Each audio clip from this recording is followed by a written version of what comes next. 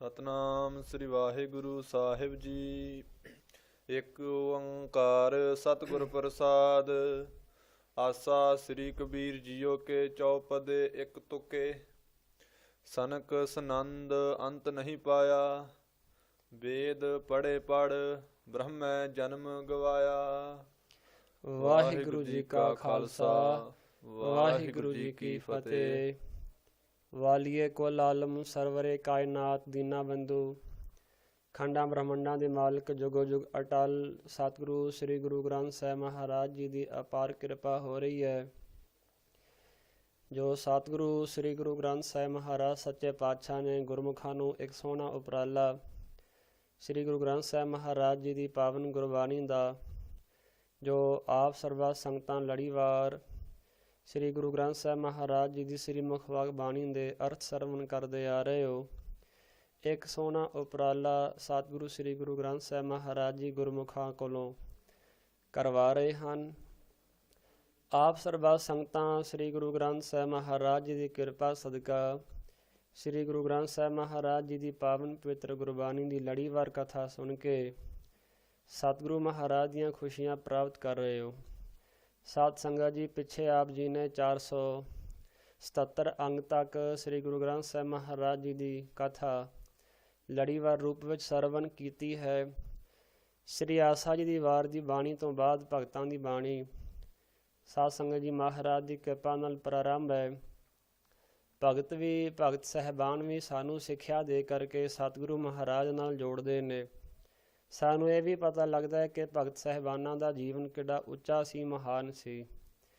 ਜਿਹੜੀ ਸ੍ਰੀ ਮੁਖਵਾਕ ਬਾਣੀ ਸ੍ਰੀ ਗੁਰੂ ਗ੍ਰੰਥ ਸਾਹਿਬ ਮਹਾਰਾਜ ਵਿੱਚ ਸ੍ਰੀ ਗੁਰੂ ਅਰਜਨ ਦੇਵ ਮਹਾਰਾਜ ਨੇ ਭਗਤ ਸਾਹਿਬਾਨਾਂ ਦੀ ਦਰਜ ਕਰਵਾਈ ਹੈ, ਉਹ ਆਪ ਜੀ ਸਤ ਸੰਗਤ ਜੀ ਸ੍ਰੀ ਆਸਾ ਜੀ ਦੀ ਵਾਰ ਤੋਂ ਬਾਅਦ ਭਗਤ ਬਾਣੀ ਪ੍ਰਾਰੰਭ ਹੈ। ਉਹ ਆਪ ਜੀ ਕਿਰਪਾ ਕਰਕੇ ਸਰਵਣ ਕਰ ਰਹੇ ਹੋ। ਸਤਿਗੁਰੂ ਮਹਾਰਾਜ ਦੀ ਕਿਰਪਾ ਵਰਤ ਰਹੀ ਹੈ। ਅੱਜ ਦੀ ਜੋ ਕਥਾ ਹੈ ਇਹ 478 ਅੰਗ ਤੇ ਪ੍ਰਾਰੰਭ ਹੈ। ਇੱਥੋਂ ਆਪ ਜੀ ਸੁਣੋਗੇ ਸਤਿਗੁਰੂ ਸ੍ਰੀ ਗੁਰੂ ਗ੍ਰੰਥ ਸਾਹਿਬ ਮਹਾਰਾਜ ਜੀ ਅੰਦਰ ਜਿਵੇਂ ਸ੍ਰੀ ਗੁਰੂ ਗ੍ਰੰਥ ਸਾਹਿਬ ਮਹਾਰਾਜ ਜੀ ਦੇ ਵਿੱਚ ਸਭ ਤੋਂ ਜ਼ਿਆਦਾ ਬਾਣੀ ਸ੍ਰੀ ਗੁਰੂ ਅਰਜਨ ਦੇਵ ਮਹਾਰਾਜ ਸੱਚੇ ਪਾਤਸ਼ਾਹ ਜੀ ਦੀ ਹੈ। ਸਤ ਸੰਗਤ ਜੀ, ਸ੍ਰੀ ਗੁਰੂ ਨਾਨਕ ਦੇਵ ਮਹਾਰਾਜ ਜੀ ਨੇ ਪੰਜਵੇਂ ਸਰੂਪ ਦੇ ਵਿੱਚ ਸਭ ਤੋਂ ਜ਼ਿਆਦਾ ਬਾਣੀ ਉਚਾਰਨ ਕੀਤੀ ਹੈ। ਇਸੇ ਤਰ੍ਹਾਂ ਭਗਤ ਸਾਹਿਬਾਨਾਂ ਵਿੱਚੋਂ ਜੋ ਸ਼੍ਰੋਮਣੀ ਭਗਤ ਹਨ ਭਗਤ ਕਬੀਰ ਸਾਹਿਬ ਜੀ, ਅਤੇ ਭਗਤ ਸਾਹਿਬਾਨਾਂ ਵਿੱਚੋਂ ਸਭ ਤੋਂ ਜ਼ਿਆਦਾ ਬਾਣੀ ਭਗਤ ਕਬੀਰ ਸਾਹਿਬ ਜੀ ਦੀ ਹੈ। ਅਤੇ ਭਗਤ ਕਬੀਰ ਸਾਹਿਬ ਜੀ ਸਾਨੂੰ ਜੋ ਉਪਦੇਸ਼ ਦੇ ਰਹੇ ਨੇ ਇਸ ਸ਼ਬਦ ਵਿੱਚ, ਉਹ ਸਾਧ ਸੰਗਤ ਜੀ ਉਸ ਦੀਆਂ ਦੋ ਪੰਕਤੀਆਂ ਮੂਲ ਰੂਪ ਵਿੱਚ ਆਪ ਜੀ ਨੇ ਗੁਰਮੁਖਾਂ ਪਾਸੋਂ ਸਰਵਣ ਕੀਤੀਆਂ ਹਨ। ਆਓ ਸਾਧ ਸੰਗਤ ਜੀ ਸ੍ਰੀ ਗੁਰੂ ਗ੍ਰੰਥ ਸਾਹਿਬ ਮਹਾਰਾਜ ਜੀ ਕਿਰਪਾ ਕਰਨ ਅਸੀਂ ਇਹ ਪਾਵਨ ਸ੍ਰੀ ਮੁਖਵਾਕ ਬਾਣੀ ਦੀ ਵਿਚਾਰ ਸਰਵਣ ਕਰੀਏ। ਆਸੀਸ ਬਖਸ਼ਣ ਸਤਿਗੁਰੂ ਸ੍ਰੀ ਗੁਰੂ ਗ੍ਰੰਥ ਸਾਹਿਬ ਮਹਾਰਾਜ ਜੀ, ਅਤੇ ਆਪ ਜੀ ਨੇ ਵੀ ਕਿਰਪਾ ਕਰਨੀ ਜੀ। ਅਰਥ ਸਰਵਣ ਕਰੋ ਜੀ। ਇੱਕ ਓੰਕਾਰ ਸਤਿਗੁਰ ਪ੍ਰਸਾਦ।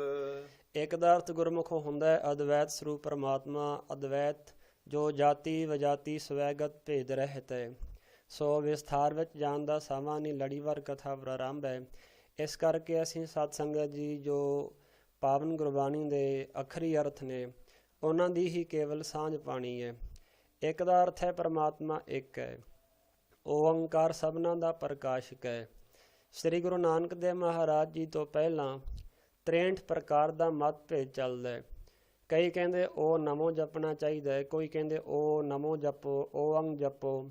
ਇਸੇ ਤਰ੍ਹਾਂ 63 ਪ੍ਰਕਾਰ ਦਾ ਮਤ ਭੇਦ ਹੈ। ਅਤੇ ਸ੍ਰੀ ਗੁਰੂ ਨਾਨਕ ਦੇਵ ਮਹਾਰਾਜ ਨੇ ਇੱਕ ਲਾ ਕੇ ਇਹ ਸਾਰਾ ਭੇਦ ਖਤਮ ਕੀਤਾ ਹੈ। ਅਤੇ ਸ੍ਰੀ ਗੁਰੂ ਨਾਨਕ ਦੇਵ ਮਹਾਰਾਜ ਕਹਿਣ ਲੱਗੇ ਭਾਈ ਉਹ ਪਰਮਾਤਮਾ ਇੱਕ ਹੈ। ਇਸ ਕਰਕੇ ਉਸ ਇੱਕ ਪਰਮਾਤਮਾ ਨੂੰ ਹੀ ਸਾਰੇ ਜਪਦੇ ਨੇ। ਇੱਕ ਅਦਵੈਤ ਸਰੂਪ ਪਰਮਾਤਮਾ ਓੰਕਾਰ ਸਭਨਾਂ ਦਾ ਪ੍ਰਕਾਸ਼ਕ ਹੈ। ਸੱਤ ਤਿੰਨਾਂ ਕਾਲਾਂ ਵਿੱਚ ਸੱਤ ਹੈ। ਗੋ ਜੋ ਸਾਧ ਸੰਗਤ ਜੀ ਅਗਿਆਨ ਰੂਪੀ ਹਨੇਰੇ ਨੂੰ ਦੂਰ ਕਰਕੇ ਰੂਹ ਦਾ ਅਰਥ ਹੁੰਦਾ ਹੈ ਪ੍ਰਕਾਸ਼। ਜਿਹੜੇ ਗਿਆਨ ਰੂਪੀ ਪ੍ਰਕਾਸ਼ ਨਾਲ ਜੋੜੇ ਉਸ ਨੂੰ ਗੁਰੂ ਆਖੀਦਾ। ਇਹ ਸੱਚਾ ਵਾਹਿਗੁਰੂ ਅਕਾਲ ਪੁਰਖ ਪਰਮਾਤਮਾ ਜੋ ਹੈ। ਅੱਗੇ ਪ੍ਰਸਾਦ ਦਾ ਅਰਥ ਹੁੰਦਾ ਹੈ ਕਿਰਪਾ। ਹੁਣ ਮੈਂ ਬੇਨਤੀ ਕਰਾਂ, ਕਈ ਗੁਰਮੁਖ ਪਿਆਰੇ ਇਸ ਨੂੰ ਪ੍ਰਸ਼ਾਦ ਪੜ੍ਹਦੇ ਨੇ, ਸੱਸੇ ਦੇ ਚਰਨਾਂ ਵਿੱਚ ਬਿੰਦੀ ਲਾ ਦਿੰਦੇ ਨੇ, ਉਹ ਉਸ ਦਾ ਉਚਾਰਨ ਗਲਤ ਹੋ ਜਾਂਦਾ ਹੈ। ਅਰਥ ਵੀ ਗਲਤ ਹੋ ਜਾਂਦਾ ਹੈ। ਪਰ ਇੱਥੇ ਪ੍ਰਸ਼ਾਦ ਨਹੀਂ, ਇੱਥੇ ਪ੍ਰਸਾਦ ਹੈ। ਸੱਸੇ ਦੇ ਚਰਨਾਂ ਵਿੱਚ ਬਿੰਦੀ ਨਹੀਂ, ਬਿੰਦੀ ਤੋਂ ਰਹਿਤ ਹੈ। ਤੇ ਜਿਹੜਾ ਸੱਸਾ ਬਿੰਦੀ ਤੋਂ ਰਹਿਤ ਹੋਵੇ ਪ੍ਰਸਾਦ ਵਿੱਚ, ਉਸ ਦਾ ਅਰਥ ਬਣਦਾ ਹੈ ਕਿਰਪਾ। ਇਹੋ ਜਿਹਾ ਸੱਚਾ ਗੁਰੂ ਸਤ ਚੇਤਨ ਆਨੰਦ ਸਰੂਪ ਜੋ ਵਾਹਿਗੁਰੂ ਅਕਾਲ ਪੁਰਖ ਹੈ, ਉਹ ਸਤਿਗੁਰੂ ਮਹਾਰਾਜ ਦੀ ਕਿਰਪਾ ਨਾਲ ਪ੍ਰਾਪਤ ਹੁੰਦਾ ਹੈ। ਆਸਾ ਸ੍ਰੀ ਕਬੀਰ ਜੀਓ ਕੇ ਚੌਪਦੇ ਇੱਕ ਤੁਕੇ। ਇਹ ਸਤ ਸੰਗਤ ਜੀ ਸ੍ਰੀ ਗੁਰੂ ਗ੍ਰੰਥ ਸਾਹਿਬ ਮਹਾਰਾਜ ਜੀ ਦੀ ਪਾਵਨ ਸ੍ਰੀ ਗੁਰੂ ਗ੍ਰੰਥ ਸਾਹਿਬ ਮਹਾਰਾਜ ਦੀ ਕਿਰਪਾ ਹੋ ਰਹੀ ਹੈ। ਬੀੜ ਵਿੱਚ ਸ੍ਰੀ ਗੁਰੂ ਗ੍ਰੰਥ ਸਾਹਿਬ ਮਹਾਰਾਜ ਜੀ ਦੀ ਪਵਿੱਤਰ ਬੀੜ ਅੰਦਰ, ਜਾਂ ਇਸ ਤਰ੍ਹਾਂ ਕਹਿ ਲਓ ਕਿ ਸ੍ਰੀ ਗੁਰੂ ਗ੍ਰੰਥ ਸਾਹਿਬ ਮਹਾਰਾਜ ਜੀ ਦੇ ਅੰਦਰ 478 ਅੰਗ ਉੱਪਰ ਇਹ ਸ਼ਬਦ ਸੁਭਾਇਮਾਨ ਹੈ। ਆਸਾ ਰਾਗ ਹੈ। ਸ੍ਰੀ ਦਾ ਅਰਥ ਹੁੰਦਾ ਸ਼੍ਰੋਮਣੀ ਕਬੀਰ ਜੀਓ ਕੇ। ਦੇਖੋ ਸ੍ਰੀ ਗੁਰੂ ਅਰਜਨ ਦੇਵ ਮਹਾਰਾਜ ਜੀ ਨੇ ਭਗਤ ਕਬੀਰ ਸਾਹਿਬ ਜੀ ਨੂੰ ਕਿਤਨੇ ਪਿਆਰ ਨਾਲ ਸਤ ਸੰਗਤ ਜੀ ਬੁਲਾਇਆ, ਕਿਤਨੇ ਪਿਆਰ ਨਾਲ ਭਗਤ ਕਬੀਰ ਸਾਹਿਬ ਜੀ ਨੂੰ ਯਾਦ ਕੀਤਾ। ਕਈ ਵਾਰ ਸਾਡੇ ਵੀਰ ਅਸੀਂ ਭਗਤ ਸਾਹਿਬਾਨਾਂ ਦੇ ਜਦੋਂ ਨਾਮ ਲੈਂਦੇ ਹਾਂ, ਅਸੀਂ ਕੋਈ ਸਤਿਕਾਰ ਨਹੀਂ ਕਰਦੇ, ਸਿੱਧਾ ਕਹਿ ਦਿੰਦੇ ਹਾਂ ਕਬੀਰ, ਭਗਤ ਕਬੀਰ, ਭਗਤ ਨਾਮਦੇਵ, ਭਗਤ ਫਰੀਦ। ਐਸਾ ਨਹੀਂ ਸਤ ਸੰਗਤ ਜੀ। ਦੇਖੋ ਸ੍ਰੀ ਗੁਰੂ ਅਰਜਨ ਦੇਵ ਮਹਾਰਾਜ ਨੇ ਕਿਤਨੇ ਪਿਆਰ ਨਾਲ, ਕਿੰਨੇ ਪਿਆਰ ਨਾਲ ਸ੍ਰੀ ਗੁਰੂ ਅਰਜਨ ਦੇਵ ਮਹਾਰਾਜ ਨੇ ਭਗਤ ਕਬੀਰ ਸਾਹਿਬ ਜੀ ਨੂੰ ਲਿਖਵਾਇਆ ਭਾਈ ਗੁਰਦਾਸ ਜੀ ਕੋਲੋਂ। ਕਿੰਨੇ ਪਿਆਰ ਨਾਲ ਸ੍ਰੀ ਗੁਰੂ ਗੋਬਿੰਦ ਸਿੰਘ ਮਹਾਰਾਜ ਨੇ ਲਿਖਵਾਇਆ ਭਾਈ ਮਨੀ ਸਿੰਘ ਜੀ ਪਾਸੋਂ।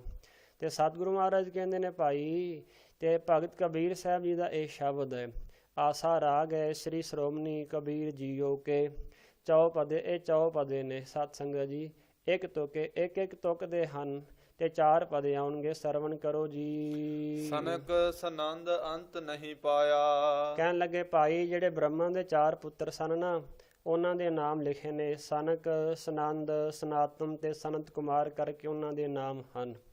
ਭਗਤ ਕਬੀਰ ਸਾਹਿਬ ਜੀ ਕਹਿ ਰਹੇ ਨੇ ਭਾਈ, ਇਹਨਾਂ ਬ੍ਰਹਮਾ ਦੇ ਪੁੱਤਰਾਂ ਨੇ ਵੀ ਉਸ ਵਾਹਿਗੁਰੂ ਅਕਾਲ ਪੁਰਖ ਦਾ ਅੰਤ ਨਹੀਂ ਪਾਇਆ। ਜਿਹੜਾ ਵੀ ਪਰਮੇਸ਼ਰ ਦਾ ਅੰਤ ਪਾਉਣ ਵਾਸਤੇ ਤੁਰਦਾ ਹੈ ਨਾ, ਉਹ ਆਪਣਾ ਤੇ ਅੰਤ ਕਰਵਾ ਕੇ ਬੈਠ ਜਾਂਦਾ ਹੈ, ਪਰ ਪਰਮੇਸ਼ਰ ਦਾ ਅੰਤ ਨਹੀਂ ਪਾ ਸਕਦਾ। ਉਹ ਹੈ ਹੀ ਐਡਾ ਵੱਡਾ। ਵੇਦ ਪੜੇ ਪੜ ਬ੍ਰਹਮੈ ਜਨਮ ਗਵਾਇਆ। ਕਹਿਣ ਲੱਗੇ ਜਿਹੜੇ ਵੇਦ ਨੇ ਉਹਨਾਂ ਨੂੰ ਪੜ ਪੜ ਕੇ ਬ੍ਰਹਮੇ ਨੇ ਜਨਮ ਗਵਾ ਲਿਆ ਹੈ, ਪਰ ਉਸ ਪਰਮੇਸ਼ਰ ਦਾ ਅੰਤ ਨਹੀਂ ਪਾ ਸਕਿਆ। ਹਰ ਕਾ ਬਿਲੋਵਨਾ ਬਿਲੋਵੋ ਮੇਰੇ ਭਾਈ। ਕੱਲਾ ਸਾਧ ਸੰਗ ਜੀ ਵੇਦਾਂ ਨੂੰ ਪੜ੍ਹਨ ਦੀ ਗੱਲ ਨਹੀਂ ਹੈ, ਇਸੇ ਤਰ੍ਹਾਂ ਕੱਲੀ ਗੁਰਬਾਣੀ ਪੜ੍ਹਨ ਦੀ ਗੱਲ ਨਹੀਂ ਹੈ। ਗੱਲ ਇਹ ਹੈ ਕਿ ਅਸੀਂ ਸ੍ਰੀ ਗੁਰੂ ਗ੍ਰੰਥ ਸਾਹਿਬ ਮਹਾਰਾਜ ਦੀ ਬਾਣੀ ਪੜ੍ਹਦੇ ਹਾਂ, ਪਰ ਅਸੀਂ ਉਸ ਬਾਣੀ ਤੋਂ ਸਿੱਖਿਆ ਵੀ ਲਈਏ। ਪੜ੍ਹਨੀ ਹੋਰ ਗੱਲ ਹੈ, ਮੰਨਣੀ ਹੋਰ ਗੱਲ ਹੈ। ਠੀਕ ਹੈ, ਇਹ ਪੌੜੀ ਦੇ ਡੰਡੇ ਹਨ, ਪੜ੍ਹਨਾ, ਫਿਰ ਮੰਨਣਾ, ਫਿਰ ਨਿਧਿਆਸਨ ਕਰਨਾ, ਫਿਰ ਕਿਰਪਾ ਵਰਤਦੀ ਹੈ ਪਾਤਸ਼ਾਹ ਦੀ। ਪਰ ਸਾਧ ਸੰਗਤ ਜੀ ਇਕੱਲਾ ਪੜ੍ਹੀ ਜਾਓ, ਸਮਝੋ ਨਾ, ਗਿਆਨ ਨਾ ਹੋਵੇ, ਇਹ ਨਾ ਪਤਾ ਹੋਵੇ ਸ਼ਬਦ ਕਹਿ ਕੀ ਰਿਹਾ, ਕੀ ਸਿੱਖਿਆ ਦੇ ਰਿਹਾ, ਐਸਾ ਨਹੀਂ। ਅੱਗੇ ਭਗਤ ਕਬੀਰ ਸਾਹਿਬ ਜੀ ਨੇ ਇਸ ਗੱਲ ਨੂੰ ਹੋਰ ਕਲੀਅਰ ਕਰ ਦਿੱਤਾ ਹੈ, ਹੋਰ ਸਾਧ ਸੰਗਤ ਜੀ ਸੌਖਾ ਕਰ ਦਿੱਤਾ ਹੈ। ਕਹਿਣ ਲੱਗੇ ਭਾਈ, ਜੇ ਹਰੀ ਦਾ ਨਾਮ ਜਪਣਾ ਹੋਵੇ ਨਾ, ਜੇ ਹਰੀ ਦੇ ਨਾਮ ਨੂੰ ਜਪਣਾ ਹੋਵੇ, ਬੋਲਣਾ ਹੋਵੇ, ਧਿਆਉਣਾ ਹੋਵੇ, ਤੇ ਇਸ ਤਰ੍ਹਾਂ ਯਾਦ ਕਰੋ। ਸਹਿਜ ਬਿਲੋਵ ਹੋ ਜੈਸੇ ਤਤ ਨਾ ਜਾਈ। ਜਿਵੇਂ ਸਾਡੀਆਂ ਭੈਣਾਂ ਮਾਤਾਵਾਂ ਬੀਬੀਆਂ ਹਨ, ਜਦੋਂ ਉਹ ਸਾਧ ਸੰਗਤ ਜੀ ਦਹੀਂ ਨੂੰ ਰਿੜਕਦੀਆਂ ਹਨ ਤੇ ਬੜੇ ਹਿਸਾਬ ਦੇ ਨਾਲ ਉਹ ਦਹੀਂ ਰਿੜਕਿਆ ਜਾਂਦਾ ਹੈ, ਨਾ ਬਹੁਤਾ ਹੌਲੀ, ਨਾ ਬਹੁਤਾ ਤੇਜ਼। ਐਸਾ ਹੈ ਕਿ ਜਿਹੜਾ ਮੱਖਣ ਹੁੰਦਾ ਹੈ ਦਹੀਂ ਦੇ ਵਿੱਚ, ਉਹ ਸਾਧ ਸੰਗਤ ਜੀ ਪ੍ਰਾਪਤ ਕਰਨਾ ਹੁੰਦਾ ਹੈ। ਤੇ ਬੜੇ ਢੰਗ ਨਾਲ, ਬੜੇ ਸੁਚੱਜੇ ਢੰਗ ਨਾਲ ਸਾਡੀਆਂ ਭੈਣਾਂ ਮਾਤਾਵਾਂ ਬੀਬੀਆਂ ਦਹੀਂ ਨੂੰ ਰਿੜਕਦੀਆਂ ਨੇ ਕਿ ਜਿਹੜਾ ਤੱਤ ਸਿਧਾਂਤ ਹੈ, ਤੱਤ ਰੂਪ ਹੈ, ਇਸ ਦਹੀਂ ਵਿੱਚ ਮੱਖਣ ਹੈ, ਅਸੀਂ ਮੱਖਣ ਨੂੰ ਪ੍ਰਾਪਤ ਕਰਨਾ ਹੈ। ਇਸੇ ਤਰ੍ਹਾਂ ਸਤਿਗੁਰੂ ਮਹਾਰਾਜ ਦੀ ਕਿਰਪਾ ਨਾਲ ਭਗਤ ਕਬੀਰ ਸਾਹਿਬ ਜੀ ਕਹਿ ਰਹੇ ਨੇ ਭਾਈ, ਸਹਿਜ ਬਿਲੋਵੋ, ਤੇ ਸਹਿਜ ਭਾਅ ਦੇ ਵਿੱਚ ਸ਼ਾਂਤੀ ਨਾਲ, ਪ੍ਰੇਮ ਨਾਲ, ਨਿਮਰਤਾ ਨਾਲ, ਤੇ ਇਸੇ ਤਰ੍ਹਾਂ ਉਸ ਪਰਮੇਸ਼ਰ ਨੂੰ ਯਾਦ ਕਰੋ, ਉਸ ਦੀ ਬਾਣੀ ਪੜ੍ਹੋ, ਤੇ ਜਿਹੜਾ ਤੱਤ ਸਿਧਾਂਤ ਹੈ ਉਹਦੇ ਵਿੱਚ ਚਲਿਆ ਨਾ ਜਾਵੇ। ਇਸ ਦਾ ਭਾਵ ਇਹ ਵੀ ਹੈ ਕਿ ਜੋ ਅਸੀਂ ਬਾਣੀ ਪੜ੍ਹ ਰਹੇ ਹਾਂ ਸਤਿਗੁਰੂ ਮਹਾਰਾਜ ਦੀ, ਉਸ ਬਾਣੀ ਦੇ ਬਾਰੇ ਸਾਨੂੰ ਗਿਆਨ ਹੋਵੇ। ਇਹ ਨਾ ਹੋਵੇ ਕਿ ਸਾਧ ਸੰਗਤ ਜੀ ਅਸੀਂ ਬੜੀ ਤੇਜ਼ ਸਪੀਡ ਦੇ ਵਿੱਚ ਬਹੁਤ ਤੇਜ਼ ਬਾਣੀ ਪੜ੍ਹੀ ਜਾਈਏ, ਤੇ ਜਿਹੜਾ ਬਾਣੀ ਵਿੱਚ ਸਾਨੂੰ ਸੰਕੇਤ ਮਿਲ ਰਿਹਾ ਹੈ, ਜਿਹੜੇ ਬਾਣੀ ਵਿੱਚ ਸਾਨੂੰ ਇਸ਼ਾਰੇ ਮਿਲ ਰਹੇ ਹੈ, ਤੇ ਜਿਹੜਾ ਬਾਣੀ ਵਿੱਚ ਸਾਨੂੰ ਗਿਆਨ ਮਿਲ ਰਿਹਾ, ਅਸੀਂ ਉਸ ਨੂੰ ਨਾ ਸਮਝੀਏ, ਉਹ ਅਸੀਂ ਛੱਡੀ ਜਾਈਏ। ਸਤਿਗੁਰੂ ਮਹਾਰਾਜ ਦੀ ਕਿਰਪਾ ਨਾਲ ਭਗਤ ਕਬੀਰ ਸਾਹਿਬ ਜੀ ਕਹਿੰਦੇ ਨੇ ਬਾਣੀ ਪੜੋ ਤੇ ਜ਼ਰੂਰ, ਪਰ ਬਾਣੀ ਨੂੰ ਪਿਆਰ ਨਾਲ ਪੜੋ, ਸਹਿਜ ਨਾਲ ਪੜੋ, ਪ੍ਰੇਮ ਨਾਲ ਪੜੋ, ਨਿਮਰਤਾ ਨਾਲ ਪੜੋ। ਇੱਕ ਹੋਰ ਵੀ ਹੈ, ਕਈ ਸਾਡੇ ਵੀਰ ਕਹਿੰਦੇ ਨੇ ਗੁਰਬਾਣੀ ਦੀ ਸੰਥਿਆ ਕਰਨ ਦੀ ਕੀ ਲੋੜ ਹੈ। ਸਤਸੰਗ ਜੀ, ਸ਼ੁੱਧ ਗੁਰਬਾਣੀ, ਜੇ ਅਸੀਂ ਸ਼ੁੱਧ ਅਰਥ ਗੁਰਬਾਣੀ ਦੇ ਲੈਣਾ ਚਾਹੁੰਦੇ ਹਾਂ ਤੇ ਸਾਨੂੰ ਸ਼ੁੱਧ ਅਰਥ ਗੁਰਬਾਣੀ ਦੇ ਲੈਣ ਤੋਂ ਪਹਿਲਾਂ ਗੁਰਬਾਣੀ ਸ਼ੁੱਧ ਪੜ੍ਹਨੀ ਪਏਗੀ, ਕਿਉਂਕਿ ਸ਼ੁੱਧ ਚੀਜ਼ ਦਾ ਹੀ ਸ਼ੁੱਧ ਅਰਥ ਹੋ ਸਕਦਾ ਹੈ। ਇਸ ਕਰਕੇ ਗੁਰਬਾਣੀ ਦੀ ਸੰਥਿਆ ਕਰਨੀ ਵੀ ਅਤ ਜ਼ਰੂਰੀ ਹੈ। ਭਗਤ ਕਬੀਰ ਸਾਹਿਬ ਜੀ ਕਹਿੰਦੇ ਨੇ ਸਹਿਜ ਉਸ ਪਰਮੇਸ਼ਰ ਨੂੰ ਯਾਦ ਕਰੋ। ਜੇ ਬਾਣੀ ਵੀ ਪੜ੍ਹਨੀ ਹੈ ਤੇ ਸਹਿਜ ਭਾਅ ਦੇ ਵਿੱਚ ਸ਼ਾਂਤੀ ਨਾਲ, ਪ੍ਰੇਮ ਨਾਲ, ਸਮਝ ਕੇ ਪੜ੍ਹੋ, ਸਮਝ ਕੇ ਪੜ੍ਹੋ। ਕਿ ਸਤਿਗੁਰੂ ਮਹਾਰਾਜ ਦੀ ਬਾਣੀ ਕਹਿ ਕੀ ਰਹੀ ਹੈ, ਇਸ ਤਰ੍ਹਾਂ ਜਿਹੜਾ ਤੱਤ ਹੈ ਉਹ ਜਾਏਗਾ ਨਹੀਂ, ਪ੍ਰਾਪਤ ਹੋ ਜਾਏਗਾ। ਜੋ ਬਾਣੀ ਦਾ ਗਿਆਨ ਹੈ, ਜੋ ਬਾਣੀ ਸਾਨੂੰ ਸਮਝਾ ਰਹੀ ਹੈ, ਉਹ ਸਾਨੂੰ ਚੀਜ਼ ਮਿਲ ਜਾਏਗੀ। ਰਹਾਉ। ਵਿਸਰਾਮ ਦੇ ਕੇ ਭਗਤ ਕਬੀਰ ਸਾਹਿਬ ਜੀ, ਸਤਸੰਗਤ ਜੀ ਸਾਨੂੰ ਸਮਝਾ ਰਹੇ ਨੇ। ਰਹਾਉ ਦੇ ਬਹੁਤ ਸਾਰੇ ਵਿਦਵਾਨਾਂ ਨੇ ਅਰਥ ਕੀਤੇ ਹਨ। ਰਹਾਉ ਦਾ ਅਰਥ ਹੁੰਦਾ ਹੈ ਵਿਸਰਾਮ, ਰਹਾਉ ਦਾ ਅਰਥ ਹੁੰਦਾ ਹੈ ਸਥਾਈ, ਰਹਾਉ ਦਾ ਅਰਥ ਹੁੰਦਾ ਹੈ ਅਟਕੋ। ਰਹਾਉ ਦਾ ਅਰਥ ਹੁੰਦਾ ਹੈ ਕਿ ਭਾਈ ਜਿਹੜੇ ਸ਼ਬਦ ਅੱਗੇ ਕਹੇ ਹੋਏ ਨੇ, ਬਚਨ ਕਹੇ ਨੇ, ਕਿ ਉਹਨਾਂ ਦੀ ਸਮਝ ਆ ਗਈ ਹੈ, ਰੋਕ ਕੇ ਵਿਚਾਰ ਕਰ ਉਹਨਾਂ ਸ਼ਬਦਾਂ ਵਿੱਚ। ਰਹਾਉ ਦੀਆਂ ਪੰਕਤੀਆਂ ਵਿੱਚ ਜਾਂ ਤੇ ਜੋ ਸਾਰਾ ਸ਼ਬਦ ਹੈ ਉਹਦਾ ਕੇਂਦਰ ਰਹਾਉ ਦੀਆਂ ਪੰਕਤੀਆਂ ਵਿੱਚ ਹੁੰਦਾ, ਜਾਂ ਰਹਾਉ ਦੀਆਂ ਪੰਕਤੀਆਂ ਵਿੱਚ ਉੱਤਰ ਹੁੰਦਾ ਹੈ, ਜਾਂ ਫਿਰ ਰਹਾਉ ਦੀਆਂ ਪੰਕਤੀਆਂ 'ਚ ਸਾਧ ਸੰਗਤ ਜੀ ਪ੍ਰਸ਼ਨ ਹੁੰਦਾ ਹੈ। ਵੈਸੇ ਤੇ ਆਮ ਸ਼ਬਦਾਂ ਵਿੱਚ ਜਿੰਨੇ ਵੀ ਸ਼ਬਦ ਹਨ ਰਹਾਉ ਵਾਲੇ, ਤੇ ਰਹਾਉ ਦੀਆਂ ਪੰਕਤੀਆਂ 'ਚ ਸਾਰੇ ਸ਼ਬਦ ਦਾ ਕੇਂਦਰ ਹੁੰਦਾ ਹੈ। ਸਾਰੇ ਸਮੇਂ ਦੀ ਸੂਝ, ਸ਼ਬਦ ਦੀ ਸੂਝ-ਬੂਝ ਸਾਨੂੰ ਰਹਾਉ ਦੀਆਂ ਪੰਕਤੀਆਂ ਤੋਂ ਹੀ ਪ੍ਰਾਪਤ ਹੋ ਜਾਂਦੀ ਹੈ। ਤਨ ਕਰ ਮਟਕੀ ਮਨ ਮਾਹੇ ਬਿਲੋਈ। ਕਹਿਣ ਲੱਗੇ ਭਾਈ ਤਨ ਜਿਹੜਾ ਮਟਕੀ ਹੈ, ਭਾਂਡਾ ਹੈ, ਇਹ ਸਾਡਾ ਜਿਹੜਾ ਤਨ ਰੂਪੀ ਸਰੀਰ ਹੈ, ਇੱਕ ਸਾਧ ਸੰਗਤ ਜੀ ਮਟਕੀ ਰੂਪ ਭਾਂਡਾ ਹੈ। ਮਨ ਮਾਹੇ ਬਿਲੋਈ। ਇਸੇ ਤਰ੍ਹਾਂ ਜਿਹੜਾ ਸਾਡਾ ਜਿਹੜਾ ਮਨ ਹੈ, ਅਸੀਂ ਉਸ ਮਨ ਦੇ ਵਿੱਚ ਸਾਧ ਸੰਗਤ ਜੀ, ਜੋ ਸਾਡੇ ਮਨ ਦੇ ਵਿੱਚ ਸਰੀਰ ਹੈ, ਸਤਿਗੁਰੂ ਮਹਾਰਾਜ ਜੀ ਕਹਿੰਦੇ ਨੇ, ਤੇ ਇਸੇ ਤਰ੍ਹਾਂ ਸਤਿਗੁਰੂ ਮਹਾਰਾਜ ਦੀ ਬਾਣੀ ਵੀ ਸਾਨੂੰ ਸਮਝਾ ਰਹੀ ਹੈ, ਤੇ ਭਗਤ ਕਬੀਰ ਸਾਹਿਬ ਜੀ ਵੀ ਸਾਨੂੰ ਸਮਝਾ ਰਹੇ ਨੇ ਕਿ ਜਿਹੜਾ ਹਰ ਕਾ ਬਿਲੋਵਣਾ ਨਾ, ਅਸੀਂ ਹਰੀ ਦਾ ਨਾਮ ਜਪਣਾ, ਉਸ ਨੂੰ ਚੇਤੇ ਕਰਨਾ। ਤੇ ਇਹ ਕਿਹੜੇ ਭਾਂਡੇ ਵਿੱਚ ਪਾਉਣਾ ਚਾਹੀਦਾ? ਤਨ ਰੂਪੀ ਭਾਂਡਾ ਹੈ, ਉਹਦੇ ਵਿੱਚ ਹਰੀ ਦਾ ਨਾਮ ਜਿਹੜਾ ਹੈ, ਮਨ ਹੈ, ਤੇ ਮਨ ਜਿਹੜਾ ਮਨ ਦੇ ਮਾਹੇ ਦਾ ਅਰਥ ਹੁੰਦਾ ਵਿੱਚ, ਤੇ ਇਸ ਮਨ ਦੇ ਵਿੱਚ ਹਰੀ ਦੇ ਨਾਮ ਨੂੰ ਜਦੋਂ ਅਸੀਂ ਰਿੜਕਾਂਗੇ, ਇਸ ਮਟਕੀ ਮਹਿ ਸ਼ਬਦ ਸੰਜੋਈ। ਕਹਿਣ ਲੱਗੇ ਭਾਈ ਜਿਹੜਾ ਗੁਰੂ ਦਾ ਸ਼ਬਦ ਹੈ ਨਾ, ਜਿਹੜਾ ਗੁਰੂ ਦਾ ਸ਼ਬਦ ਹੈ, ਇਸ ਸਰੀਰ ਰੂਪੀ ਮਟਕੀ ਵਿੱਚ ਸੰਜੋਈ ਦਾ ਅਰਥ ਹੁੰਦਾ ਹੈ ਸਾਧ ਸੰਗਤ ਜੀ, ਜਦੋਂ ਅਸੀਂ ਆਪਣੇ ਮਨ ਰੂਪੀ ਜਿਹੜਾ ਸਾਡਾ ਮਨ ਹੈ, ਤੇ ਮਨ ਤੋਂ ਬਿਨਾਂ ਇੱਕ ਬਾਹਰੀ ਜੋ ਸਥੂਲ ਸਾਡਾ ਸਰੀਰ ਹੈ, ਸਤਿਗੁਰੂ ਮਹਾਰਾਜ ਦੀ ਕਿਰਪਾ ਨਾਲ ਭਗਤ ਕਬੀਰ ਸਾਹਿਬ ਜੀ ਕਹਿ ਰਹੇ ਨੇ ਭਾਈ ਇਹ ਜਿਹੜਾ ਸਾਡਾ ਸਰੀਰ ਹੈ ਨਾ, ਮਟਕੀ ਹੈ, ਭਾਂਡਾ ਹੈ, ਤੇ ਇਹਦੇ ਮਹਿ ਦਾ ਅਰਥ ਹੁੰਦਾ ਵਿੱਚ, ਤੇ ਸ਼ਬਦ ਸਰੀਰ ਰੂਪੀ ਭਾਂਡੇ ਵਿੱਚ ਜਿਹੜਾ ਸ਼ਬਦ ਹੈ, ਉਸ ਨੂੰ ਅਸੀਂ ਕੀ ਕਰਨਾ ਭਾਈ? ਤਨ ਕਰ ਮਟਕੀ ਮਨ ਮਾਹੇ ਬਿਲੋਈ। ਇਸ ਮਟਕੀ ਮਹਿ ਸ਼ਬਦ ਸੰਜੋਈ, ਤੇ ਸੰਜੋਈ ਜੋ ਦੁੱਧ ਪਾ ਕੇ ਗੁਰ ਉਪਦੇਸ਼ੀ, ਜੋ ਗੁਰੂ ਦਾ ਉਪਦੇਸ਼ ਹੈ, ਉਸ ਨੂੰ ਭਲੀ ਪ੍ਰਕਾਰ ਜੋਈ ਮੇਲਣਾ, ਭਾਵ ਲਾਣਾ ਕਰੋ। ਹਰ ਕਾ ਬਿਲੋਵਨਾ ਮਨ ਕਾ ਵਿਚਾਰਾ। ਕਹਿਣ ਲੱਗੇ ਭਾਈ ਜਿਹੜਾ ਹਰੀ ਦੇ ਨਾਮ ਨੂੰ ਯਾਦ ਕਰਨਾ ਹੈ ਨਾ, ਇਹ ਮਨ ਦੇ ਵਿੱਚ ਮਨ ਕਰਕੇ ਜਿਹੜਾ ਸਤ ਅਸਤ ਦਾ ਵਿਚਾਰ ਕਰਨਾ ਹੈ, ਇਹ ਹੀ ਹਰੀ ਦਾ ਬਿਲੋਵਨਾ ਹੈ। ਗੁਰ ਪ੍ਰਸਾਦ ਪਾਵੈ ਅੰਮ੍ਰਿਤ ਧਾਰਾ। ਫਿਰ ਜਦੋਂ ਇਹ ਤੂੰ ਯਤਨ ਕਰੇਗਾ, ਘਾਲ ਕਰੇਗਾ, ਥੋੜੀ ਮਸ਼ੱਕਤ ਘਾਲ ਕਰੇਗਾ, ਫਿਰ ਸਤਿਗੁਰੂ ਮਹਾਰਾਜ ਦਾ ਇੱਕ ਸੁਭਾਅ ਹੈ, ਮਹਾਰਾਜ ਦਾ ਇੱਕ ਬਿਰਧ ਹੈ ਕਿ ਜਿਹੜਾ ਵੀ ਸਤਿਗੁਰੂ ਮਹਾਰਾਜ ਦੀ ਸੇਵਾ ਕਰਦਾ ਹੈ, ਮਸ਼ੱਕਤ ਕਰਦਾ ਹੈ, ਥੋੜੀ ਘਾਲ ਕਮਾਈ ਕਰਦਾ ਹੈ, ਥੋੜੀ ਜਿੰਨੀ ਵੀ ਘਾਲਣਾ ਉਸ ਦੀ ਪਰਮੇਸ਼ਰ ਬਿਰਥ ਹੀ ਨਹੀਂ ਜਾਣ ਦਿੰਦਾ। ਫਿਰ ਸਤਿਗੁਰੂ ਮਹਾਰਾਜ ਦੀ ਕਿਰਪਾ ਤੇਰੇ ਤੇ ਹੋ ਜਾਏਗੀ। ਫਿਰ ਤੈਨੂੰ ਜਦੋਂ ਤੇਰੇ ਉੱਤੇ ਸਤਿਗੁਰੂ ਮਹਾਰਾਜ ਦੀ ਕਿਰਪਾ ਹੋਈ, ਗੁਰ ਪ੍ਰਸਾਦ ਪਾਵੇ ਅੰਮ੍ਰਿਤ ਧਾਰਾ, ਫਿਰ ਜੋ ਸਤਿਗੁਰੂ ਮਹਾਰਾਜ ਦਾ ਅੰਮ੍ਰਿਤਮਈ ਮ੍ਰਿਤਿਓ ਤੋਂ ਰਹਿਤ ਕਰਨ ਵਾਲਾ ਜਿਹੜਾ ਨਾਮ ਹੈ, ਫਿਰ ਉਹ ਗੁਰੂ ਦੀ ਪ੍ਰਸਾਦ ਕਿਰਪਾ ਨਾਲ ਉਸ ਦੀ ਜੋ ਧਾਰਾ ਹੈ, ਉਸ ਦਾ ਜੋ ਪ੍ਰਵਾਹ ਹੈ, ਜੋ ਗੁਰੂ ਦੀ ਬਖਸ਼ਿਸ਼ ਹੈ, ਉਹ ਤੈਨੂੰ ਪ੍ਰਾਪਤ ਹੋ ਜਾਵੇਗੀ। ਕਹੋ ਕਬੀਰ ਨਦਰ ਕਰੇ ਜੇ ਮੀਰਾ। ਕਹਿਣ ਲੱਗੇ ਭਾਈ ਜਦੋਂ ਸਤਿਗੁਰੂ ਮਹਾਰਾਜ ਦੀ ਕਿਰਪਾ ਹੋਵੇ ਨਾ, ਤੇ ਕਬੀਰ ਜੀ ਭਗਤ ਕਬੀਰ ਸਾਹਿਬ ਜੀ ਆਖ ਰਹੇ ਨੇ, ਮੀਰਾਂ ਦਾ ਅਰਥ ਹੁੰਦਾ ਜੋ ਸਾਡਾ ਪਰਮਾਤਮਾ ਹੈ। ਕਹਿਣ ਲੱਗੇ ਜਦੋਂ ਸਤਿਗੁਰੂ ਮਹਾਰਾਜ ਦੀ ਬਖਸ਼ਿਸ਼ ਹੋ ਜਾਏ ਤੇ ਵਾਹਿਗੁਰੂ ਦੇ ਕਿਰਪਾ ਦ੍ਰਿਸ਼ਟੀ ਕਰੇ, ਤਾਂ ਰਾਮ ਨਾਮ ਦੇ ਸਿਮਰਨ ਵਿੱਚ ਲੱਗ ਕੇ ਇਹ ਜੀਵ ਸੰਸਾਰ ਰੂਪੀ ਸਮੁੰਦਰ ਤੋਂ ਪਾਰ ਉਤਰ ਜਾਂਦਾ ਹੈ। ਰਾਮ ਨਾਮ ਲਗ ਉਤਰੇ ਤੀਰਾ। ਕਹਿਣ ਲੱਗੇ ਭਾਈ ਕਹੋ ਕਬੀਰ, ਨਦਰ ਕਰੇ ਜਿਸ ਮੀਰਾ। ਜਿਸ ਉੱਤੇ ਮੇਰਾ ਜਿਹੜਾ ਪ੍ਰਮਾਤਮਾ ਹੈ, ਮੀਰਾ ਜਦੋਂ ਮੇਰਾ ਪ੍ਰਮਾਤਮਾ ਕਿਰਪਾ ਕਰੇ ਨਾ ਜਿਸ ਉੱਤੇ ਵੀ, ਤੇ ਰਾਮ ਨਾਮ ਲਗ ਉਤਰੇ ਤੀਰਾ, ਤੇ ਉਹ ਰਾਮ ਦੇ ਨਾਮ ਨਾਲ ਲੱਗ ਕੇ ਉਤਰੇ ਤੀਰਾ ਦਾ ਅਰਥ ਹੁੰਦਾ ਹੈ ਸਾਧ ਸੰਗਤ ਜੀ ਸੰਸਾਰ ਰੂਪੀ ਜਿਹੜਾ ਸਮੁੰਦਰ ਹੈ ਇਸ ਤੋਂ ਪਾਰ ਲੰਘ ਜਾਂਦਾ ਹੈ। ਆਸਾ ਬਾਤੀ ਸੂਕੀ ਤੇਲ ਨੇ ਖੂਟਾ। ਕਹਿਣ ਲੱਗੇ ਭਾਈ ਭਗਤ ਕਬੀਰ ਸਾਹਿਬ ਜੀ ਜਦੋਂ ਪਰਮੇਸ਼ਰ ਦਾ ਨਾਮ ਜਪਿਆ ਕਰਦੇ ਤੇ ਸਾਧ ਸੰਗਤ ਜੀ ਦੀਵਾ ਆਦਿਕ ਜਗਾਉਂਦੇ, ਇਸੇ ਤਰ੍ਹਾਂ ਕਈ ਵਾਰ ਢੋਲ ਆਦਿਕ ਵੀ ਵਜਾਉਂਦੇ।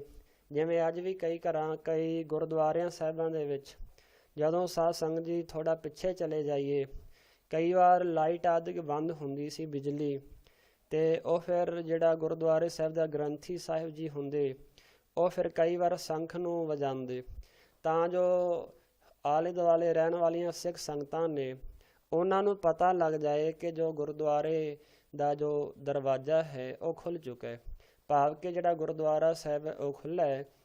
ਜਿਨ੍ਹਾਂ ਗੁਰਸਿੱਖ ਸੰਗਤਾਂ ਨੇ ਸ੍ਰੀ ਗੁਰੂ ਗ੍ਰੰਥ ਸਾਹਿਬ ਮਹਾਰਾਜ ਦੇ ਦਰਸ਼ਨ ਕਰਨੇ ਨੇ ਉਹ ਆ ਕੇ ਕਰ ਲੈਂਦੀਆਂ ਨੇ।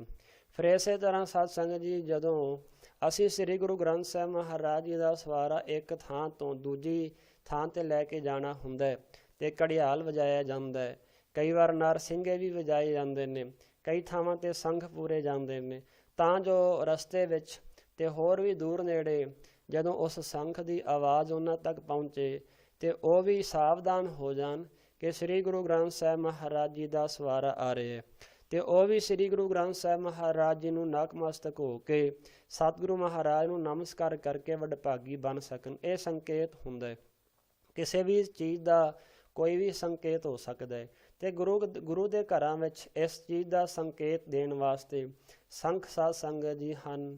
ਇਸ ਤਰ੍ਹਾਂ ਕਈ ਥਾਵਾਂ 'ਤੇ ਸੰਖ ਪੂਰੇ ਜਾਂਦੇ ਹਨ, ਕਈ ਥਾਵਾਂ 'ਤੇ ਨਰਸਿੰਘੇ ਵਜਾਏ ਜਾਂਦੇ ਹਨ, ਕਈ ਥਾਵਾਂ 'ਤੇ ਘੜਿਆਲ ਵਜਾਏ ਜਾਂਦੇ ਹਨ। ਭਗਤ ਕਬੀਰ ਸਾਹਿਬ ਜੀ ਜਦੋਂ ਪਰਮੇਸ਼ਰ ਦਾ ਨਾਮ ਜਪਦੇ ਤੇ ਸਾਧ ਸੰਗਤ ਜੀ ਕਈ ਵਾਰ ਦੀਵਾ ਜਗਾਉਂਦੇ। ਉਹਨਾਂ ਸਮਿਆਂ 'ਚ ਸਾਧ ਸੰਗਤ ਜੀ ਬਾਕੀ ਬਿਜਲੀ ਵੀ ਤੇ ਨਹੀਂ ਸੀ, ਇਸ ਤਰ੍ਹਾਂ ਦੀਵਾ ਜਗਾਇਆ ਕਰਨਾ, ਕਈ ਵਾਰ ਢੋਲ ਵੀ ਵਜਾਇਆ ਕਰਨਾ।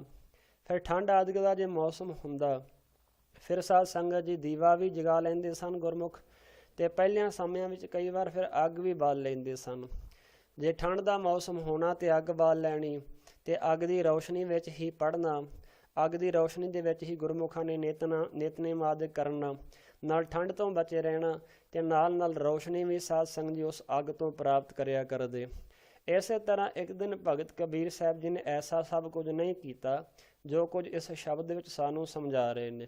ਤੇ ਜਿਹੜੇ ਭਗਤ ਕਬੀਰ ਸਾਹਿਬ ਜੀ ਦੇ ਜਿਹੜੇ ਮੁਰੀਦ ਸਨ ਨਾ, ਜਾਂ ਇਸ ਤਰ੍ਹਾਂ ਕਹਿ ਲਓ ਜਿਹੜੇ ਸਿੱਖ ਸਨ ਉਹਨਾਂ ਦੇ, ਜਿਹੜੇ ਉਹਨਾਂ ਤੋਂ ਗੁਰੂ ਦੀ ਸਿੱਖਿਆ ਪ੍ਰਾਪਤ ਕਰਦੇ ਸਨ, ਜਿਹੜੇ ਉਹਨਾਂ ਦੇ ਸਾਧ ਸੰਗਤ ਜੀ ਮੁਰੀਦ ਨੇ, ਉਹ ਆ ਕੇ ਭਗਤ ਕਬੀਰ ਸਾਹਿਬ ਜੀ ਨੂੰ ਕਹਿੰਦੇ ਨੇ ਕਿ ਭਗਤ ਕਬੀਰ ਸਾਹਿਬ ਜੀ ਅੱਜ ਤੁਸੀਂ ਕੁਝ ਵੀ ਨਹੀਂ ਕੀਤਾ, ਨਾ ਦੀਵਾ ਜਗਾਇਆ, ਨਾ ਤੁਸੀਂ ਅੱਜ ਅੱਗ ਬਾਲੀ ਹੈ। ਸੱਚੇ ਕਹਿਣ ਲੱਗੇ ਭਾਈ ਨਾ ਤੁਸੀਂ ਅੱਜ ਅੱਗ ਬਾਲੀ ਹੈ, ਨਾ ਦੀਵਾ ਜਗਾਇਆ ਹੈ। ਤੇ ਭਗਤ ਕਬੀਰ ਸਾਹਿਬ ਜੀ ਉਹਨਾਂ ਦੀ ਇਸ ਗੱਲ ਨੂੰ ਸੁਣ ਕੇ ਜਵਾਬ ਦਿੰਦੇ ਨੇ, ਜਦੋਂ ਵੀ ਸਤ ਸੰਗਤ ਜੀ ਰੱਬ ਦੇ ਪਿਆਰੇ ਕੋਈ ਵੀ ਬਚਨ ਕਹਿਣਗੇ ਨਾ, ਤੇ ਰੱਬ ਦੇ ਪਿਆਰਿਆਂ ਦੇ ਬਚਨ ਵਿੱਚ ਬੜੀ ਵੱਡੀ ਰਮਜ ਹੁੰਦੀ ਹੈ। ਕਈ ਵਾਰ ਅਸੀਂ ਉਹਨਾਂ ਦੇ ਬਚਨਾਂ ਨੂੰ ਇੱਕ ਆਮ ਤੁੱਛ ਜੀ ਗੱਲ ਮੰਨ ਲੈਂਦੇ ਹਾਂ ਕਿ ਇਹ 'ਚ 2 ਅੱਖਰ ਬੋਲੇ ਨੇ, ਪਰ ਉਹਨਾਂ 2 ਅੱਖਰਾਂ ਵਿੱਚ ਹੀ ਕੁੱਜੇ ਵਿੱਚ ਸਮੁੰਦਰ ਬੰਦ ਕਰਨ ਵਾਲੀ ਗੱਲ ਕਈ ਵਾਰ ਹੋਇਆ ਕਰਦੀ ਹੈ। ਤੇ ਭਗਤ ਕਬੀਰ ਸਾਹਿਬ ਜੀ ਕਿੱਥੇ ਬੋਲ ਰਹੇ ਨੇ, ਬੜੀ ਉੱਚੀ ਅਵਸਥਾ ਦੀ ਗੱਲ ਕਰ ਰਹੇ ਨੇ। ਆਸਾ ਬਾਤੀ ਸੁੱਕੀ ਤੇਲ ਨੇ ਖੂਟਾ। ਕਹਿਣ ਲੱਗੇ ਭਾਈ ਹੁਣ ਦੀਵਾ ਕਿਵੇਂ ਜਗਾਇਆ ਜਾਏ, ਜਿਹੜੀ ਦੀਵੇ ਵਿੱਚ ਬੱਤੀ ਪਾਈ ਦੀ ਹੈ ਰੂੰ ਦੀ ਵੱਟ ਕਰਕੇ ਉਹ ਵੀ ਸੁੱਕ ਗਈ ਹੈ, ਤੇ ਤੇਲ ਨੇ ਖੂਟਾ, ਤੇ ਜਿਹੜਾ ਤੇਲ ਦਾ ਭਰਿਆ ਹੋਇਆ ਦੀਵਾ ਹੋਵੇ ਤੇ ਉਹ ਜਗਦਾ ਹੈ। ਤੇਲ ਦਾ ਦੀਵੇ ਵਿੱਚ ਤੇਲ ਪਾਇਆ ਹੋਵੇ ਤੇ ਜਿਹੜੀ ਬੱਤੀ ਹੈ ਉਹ ਵੀ ਵਿੱਚ ਰੱਖੀ ਹੋਵੇ ਤੇ ਤਾਂ ਦੀਵਾ ਜਗੇਗਾ, ਪਰ ਹੁਣ ਤੇ ਬੱਤੀ ਵੀ ਸੁੱਕੀ ਹੋਈ ਹੈ ਤੇ ਜਿਹੜਾ ਤੇਲ ਹੈ ਉਹ ਵੀ ਮੁੱਕ ਗਿਆ ਹੈ। ਮੰਦਲ ਨਾ ਬਾਜੈ ਨਟ ਪੈ ਸੂਤਾ। ਕਹਿਣ ਲੱਗੇ ਭਾਈ ਮੰਦਲ ਦਾ ਅਰਥ ਹੁੰਦਾ ਢੋਲ। ਕਹਿਣ ਲੱਗੇ ਹੁਣ ਢੋਲ ਵੀ ਨਹੀਂ ਵੱਜਦਾ, ਜਿਹੜਾ ਨਟ ਹੈ ਉਹ ਵੀ ਸਾਧ ਸੰਗਤ ਜੀ ਸੌਂ ਗਿਆ ਹੈ। ਬੁੱਝ ਗਈ ਅਗਨ ਨਾ ਨਿਕਸਿਓ ਧੂਆਂ। ਕਹਿਣ ਲੱਗੇ ਭਾਈ ਫਿਰ ਉਹ ਕਹਿਣ ਲੱਗੇ ਭਗਤ ਕਬੀਰ ਸਾਹਿਬ ਜੀ ਜੇ ਤੁਸੀਂ ਦੀਵਾ ਵੀ ਨਹੀਂ ਜਗਾਇਆ ਤੇ ਅੱਗ ਹੀ ਬਾਲ ਲੈਂਦੇ, ਅੱਗੇ ਤੁਸੀਂ ਅੱਗ ਵੀ ਬਾਲਦੇ ਸੀ, ਅੱਜ ਤੁਸੀਂ ਅੱਗ ਵੀ ਨਹੀਂ ਬਾਲੀ। ਕਹਿਣ ਲੱਗੇ ਭਗਤ ਕਬੀਰ ਸਾਹਿਬ ਜੀ ਕਹਿੰਦੇ ਨੇ ਬੁੱਝ ਗਈ ਅਗਨ। ਅਗਨ ਵੀ ਜਿਹੜੀ ਹੈ ਉਹ ਬੁਝ ਗਈ ਹੈ।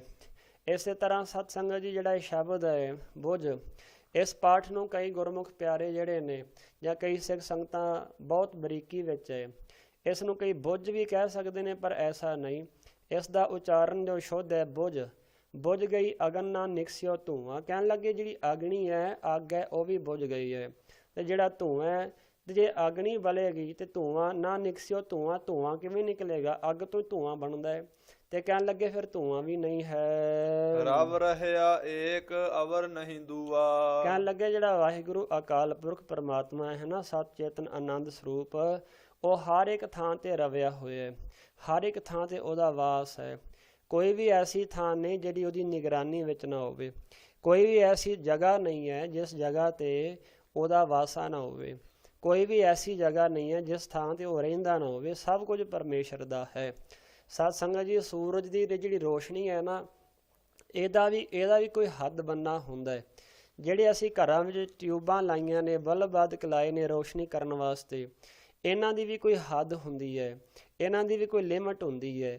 ਜਿਵੇਂ ਗੁਰਮੁਖਾਂ ਨੇ ਇੱਕ ਕਥਨ ਕੱਢਿਆ ਹੈ, ਕਹਿੰਦੇ ਨੇ ਕਿ ਕਹਿਣ ਲੱਗੇ ਜਿਹੜਾ ਸੂਰਜ ਹੈ ਉਸ ਦੀ ਜਿਹੜੀ ਰੋਸ਼ਨੀ ਹੈ ਇੱਕ ਲੋਕ ਪਰਬਤ ਹੈ, ਪਹਾੜ। ਸੂਰਜ ਦੀ ਜਿਹੜੀ ਰੋਸ਼ਨੀ ਹੈ ਉਹ ਲੋਕ ਪਰਬਤ ਪਹਾੜ ਤੋਂ ਅੱਗੇ ਨਹੀਂ ਜਾਂਦੀ, ਪਿੱਛੇ ਤੱਕ ਰਹਿੰਦੀ ਹੈ। ਪਰ ਪਰਮੇਸ਼ਰ ਦੀ ਗੱਲ ਐਸੀ ਨਹੀਂ ਹੈ। ਕੋਈ ਵੀ ਜਿੱਥੇ ਮਰਜੀ ਹੈ, ਹਰ ਇੱਕ ਥਾਂ ਤੇ ਪਰਮੇਸ਼ਰ ਦਾ ਵਾਸਾ ਹੈ।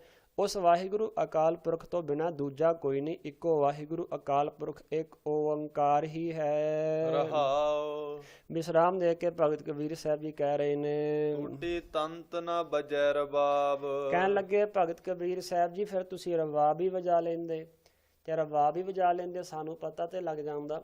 ਅੱਗੇ ਤੁਸੀਂ ਰਬਾਬ ਵੀ ਆਦਿ ਕਈ ਵਾਰ ਵਜਾਉਂਦੇ ਸੋ। ਕਹਿੰਦੇ ਰਬਾਬ ਕਿਵੇਂ ਵੱਜੇ? ਰਬਾਬ ਤੰਤ ਤੋਂ ਬਿਨਾਂ, ਤਾਰਾਂ ਤੋਂ ਬਿਨਾਂ ਰਬਾਬ ਵੱਜ ਸਕਦੀ ਹੈ?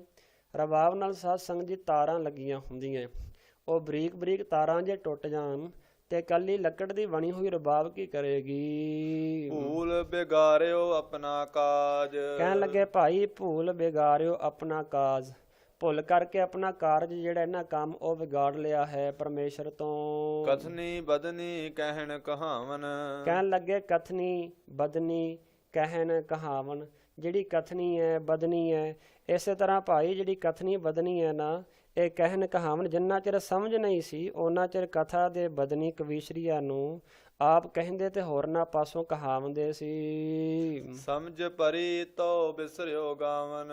ਕਹਿਣ ਲੱਗੇ ਜਦੋਂ ਸਮਝ ਪੈ ਗਈ ਨਾ, ਭਗਤ ਕਬੀਰ ਸਾਹਿਬ ਜੀ ਇਹ ਸਮਝਾ ਰਹੇ ਨੇ ਕਿ ਕਈ ਵਾਰ ਅਸੀਂ ਕਵੀਸ਼ਰ ਜਨ, ਰਾਗੀ ਜਨ, ਜਾਂ ਫਿਰ ਅਸੀਂ ਕਥਾਵਾਚਕ ਆਦਿਕ ਕੋਈ ਵੀ ਹੈ ਗੁਰੂ ਘਰ ਦਾ ਜੋ ਬਗਤਾ ਹੈ, ਪ੍ਰਚਾਰ ਕਰਨ ਵਾਲਾ ਹੈ, ਗੁਰੂ ਦੀ ਗੱਲ ਸਮਝਾਉਣ ਵਾਲਾ, ਭਗਤ ਕਬੀਰ ਸਾਹਿਬ ਜੀ ਕਹਿ ਰਹੇ ਨੇ ਕਈ ਵਾਰ ਅਸੀਂ ਬੜੀਆਂ ਵੱਡੀਆਂ ਗੱਲਾਂ ਕਹਿ ਦਿੰਦੇ ਹਾਂ ਕਿ ਐਵੇਂ ਕਰਨਾ ਚਾਹੀਦਾ, ਐਵੇਂ ਕਰਨਾ ਚਾਹੀਦਾ, ਇਹਨਾਂ ਨਾਮ ਜਪਣਾ ਚਾਹੀਦਾ, ਅੰਮ੍ਰਿਤ ਵੇਲੇ ਉਠੋ।